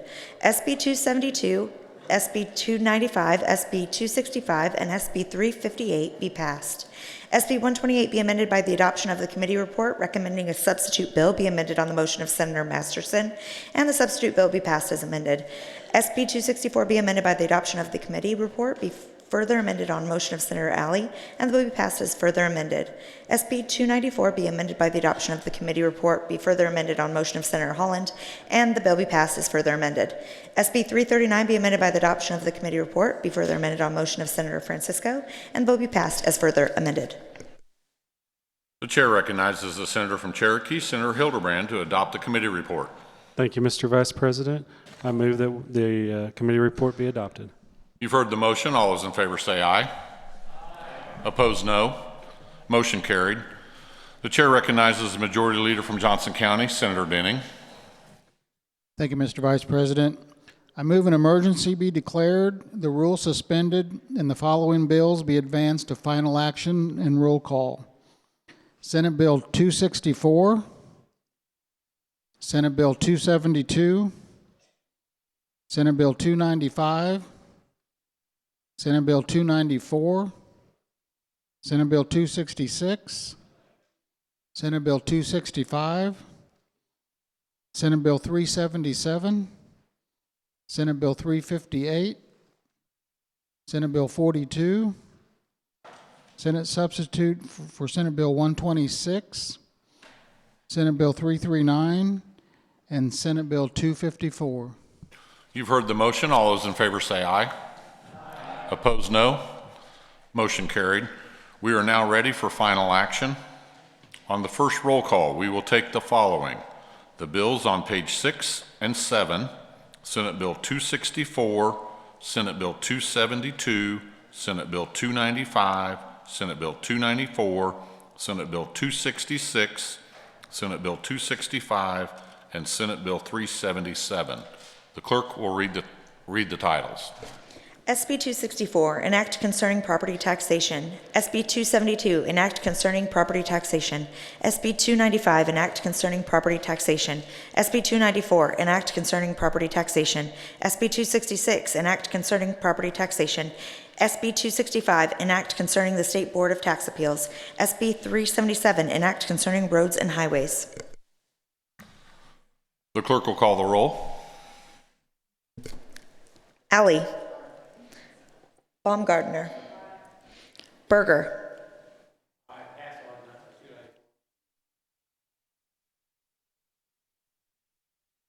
Billinger. Boyer.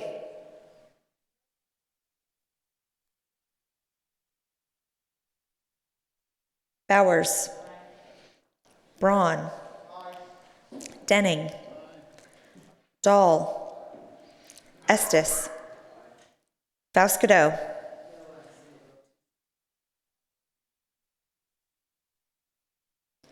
Francisco.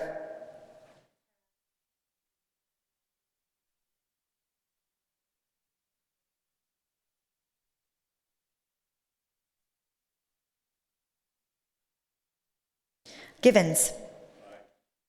Goddard. Haley.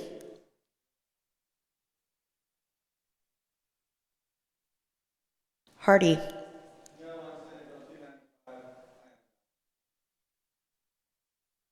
Hawk.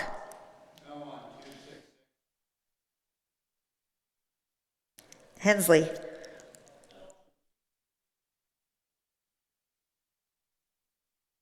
Hildebrand. Holland. Kirshen. Longbine. Lynn. Masterson. McGinn. Miller. I vote no on Senate Bill 266 and Senate Bill 377. Aye on the balance, and would request that I explain my vote on Senate Bill 266. Please proceed. Thank you, Mr. Vice President. Mr. Vice President, I vote no on Senate Bill 266 because we are unnecessarily delegating to the Real Estate Appraisal Board a responsibility by their own admission they do not specifically license and do not currently have approved courses for this designation. As the fiscal note indicates, cost will now rise for both the Kansas Property Valuation Division and Kansas counties. The Real Estate Appraisal Board has no more reason to be delving into mass appraisal instruction than dentists should be performing appendectomies. Thank you. I would ask that my remarks be spread across the journal into all four corners of the state of Kansas. So ordered. Olson. Peterson. Petty.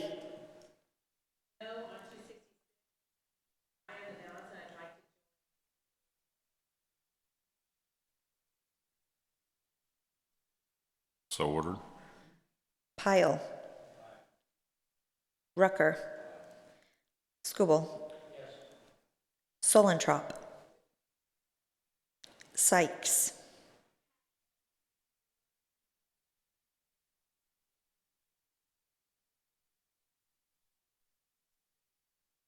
Taylor. Thompson. Tyson.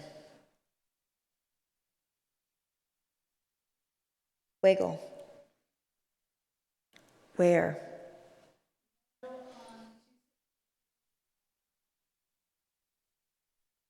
Wilborn. Has every senator had an opportunity to vote? Senator from Sedgwick, Senator McGinn. Does any senator wish to change their vote? Senator from Reno, Senator Berger. Has to aye on 294. Any additional changes to vote? Does any senator wish to explain their vote? Senator from Douglas, Senator Holland. Mr. Vice President, with permission, I'd like to join the Senator from Shawnee's remarks concerning Senate Bill 266. So ordered. Senator from Douglas, Senator Francisco. Thank you, Mr. Vice President. With his permission, I would like to join the Senator from Shawnee on his remarks on Senate Bill 266. So ordered. Senator from Riley, Senator Hawk. Thank you, Mr. Vice President. With his permission, I'd like to join the remarks of the Senator from Shawnee, and I'd like to also send it to North Central and South Central, in addition to the Four Corners. Thank you. Part of that is ordered. Any additional explanations of vote? Senator from Sedgwick, Senator Falscadeau. Mr. Vice President, I don't do this often, but I'd like to join the remarks from the Senator from Shawnee, Senator Vic Miller as well, because I love to do the Four Corners dance. So all four corners. Thank you. So ordered. Additional explanation or changes of vote? Seeing none, the clerk will close the roll and tally the vote.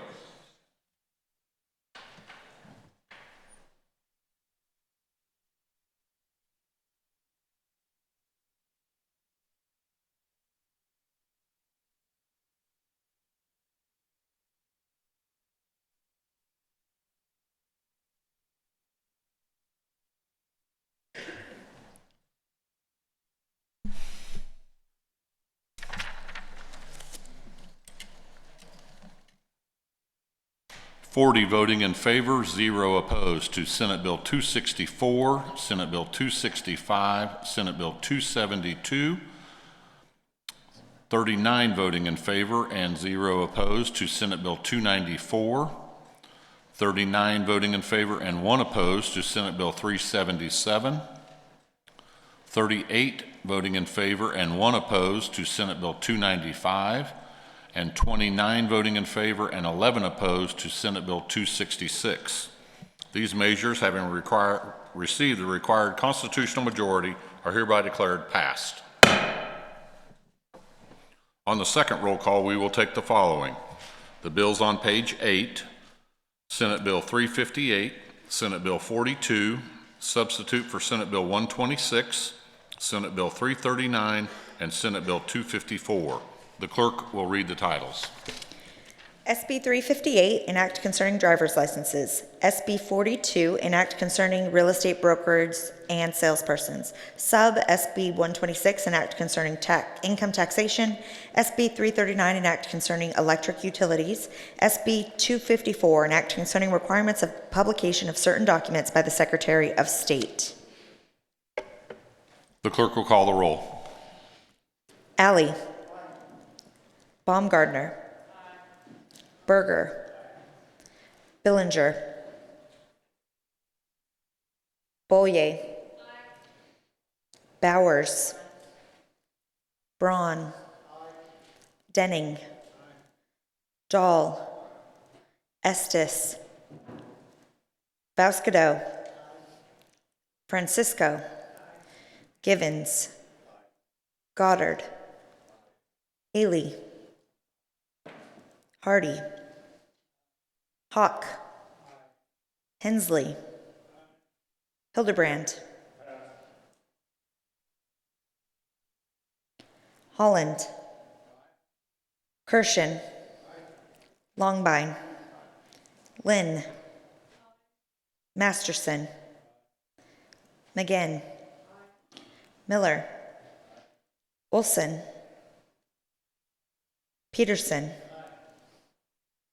Petty. Pyle. Rucker. Skubal. Solentrop.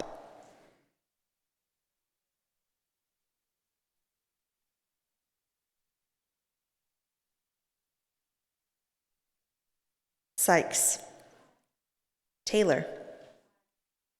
Thompson. Tyson.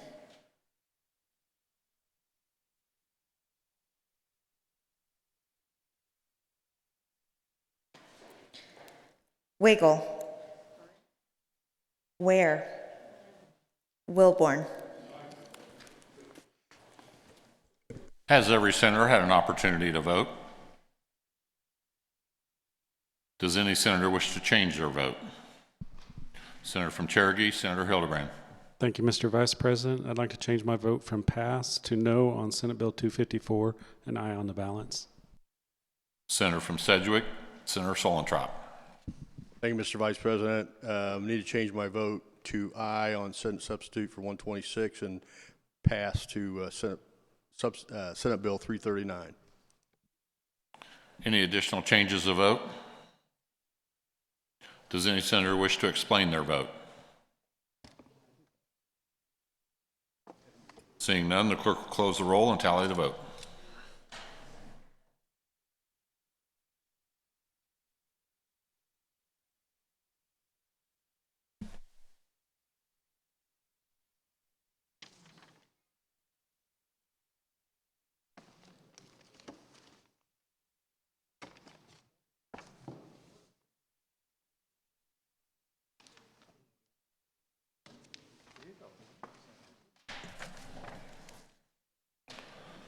Forty voting in favor and 0 opposed to Senate Bill 42, Senate Bill 126, and Senate Bill 358. 39 voting in favor and 0 opposed to Senate Bill 339, and 38 voting in favor and 2 opposed to Senate Bill 254. These measures, having received the required constitutional majority, are hereby declared passed.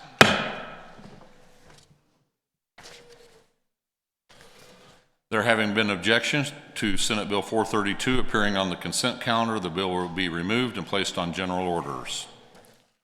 We will refer back to that order of business. Reports of standing committees. The clerk will read. Madam President, the Committee on Assessment and Taxation recommends SB 309 be passed. Senator Tyson, chairperson. Madam President, the Committee on Assessment and Taxation recommends SB 273 be amended and the bill be passed as amended. Senator Tyson, chairperson. Madam President, the Committee on Education recommends SB 336 be amended and the bill be passed as amended. Senator Baumgardner, chairperson. Madam President, the Committee on Commerce recommends SB 361 be passed. Senator Lynn, chairperson. Madam President, the Committee on Utilities recommends SB 380 be amended and the bill be passed as amended. Senator Masterson, chairperson.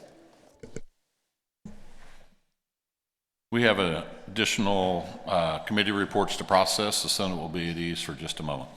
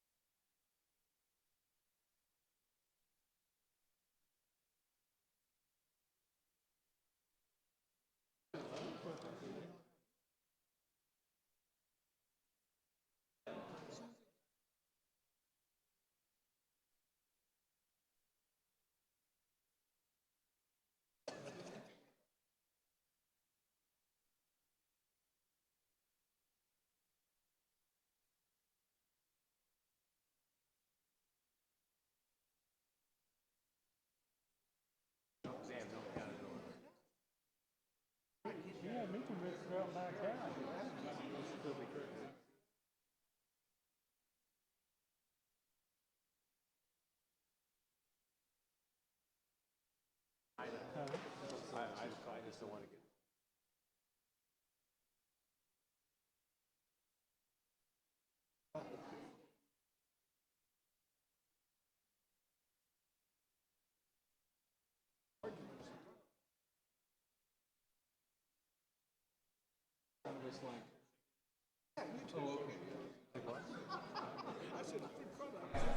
The Senate will come to order.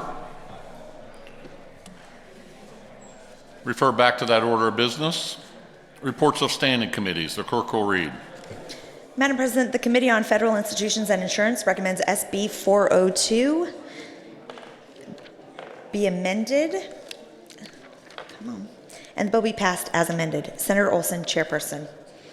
Madam President, the Committee on Financial Institutions and Insurance recommends SB 282 be amended by substituting with a new bill and the substitute bill be passed. Senator Olson, chairperson.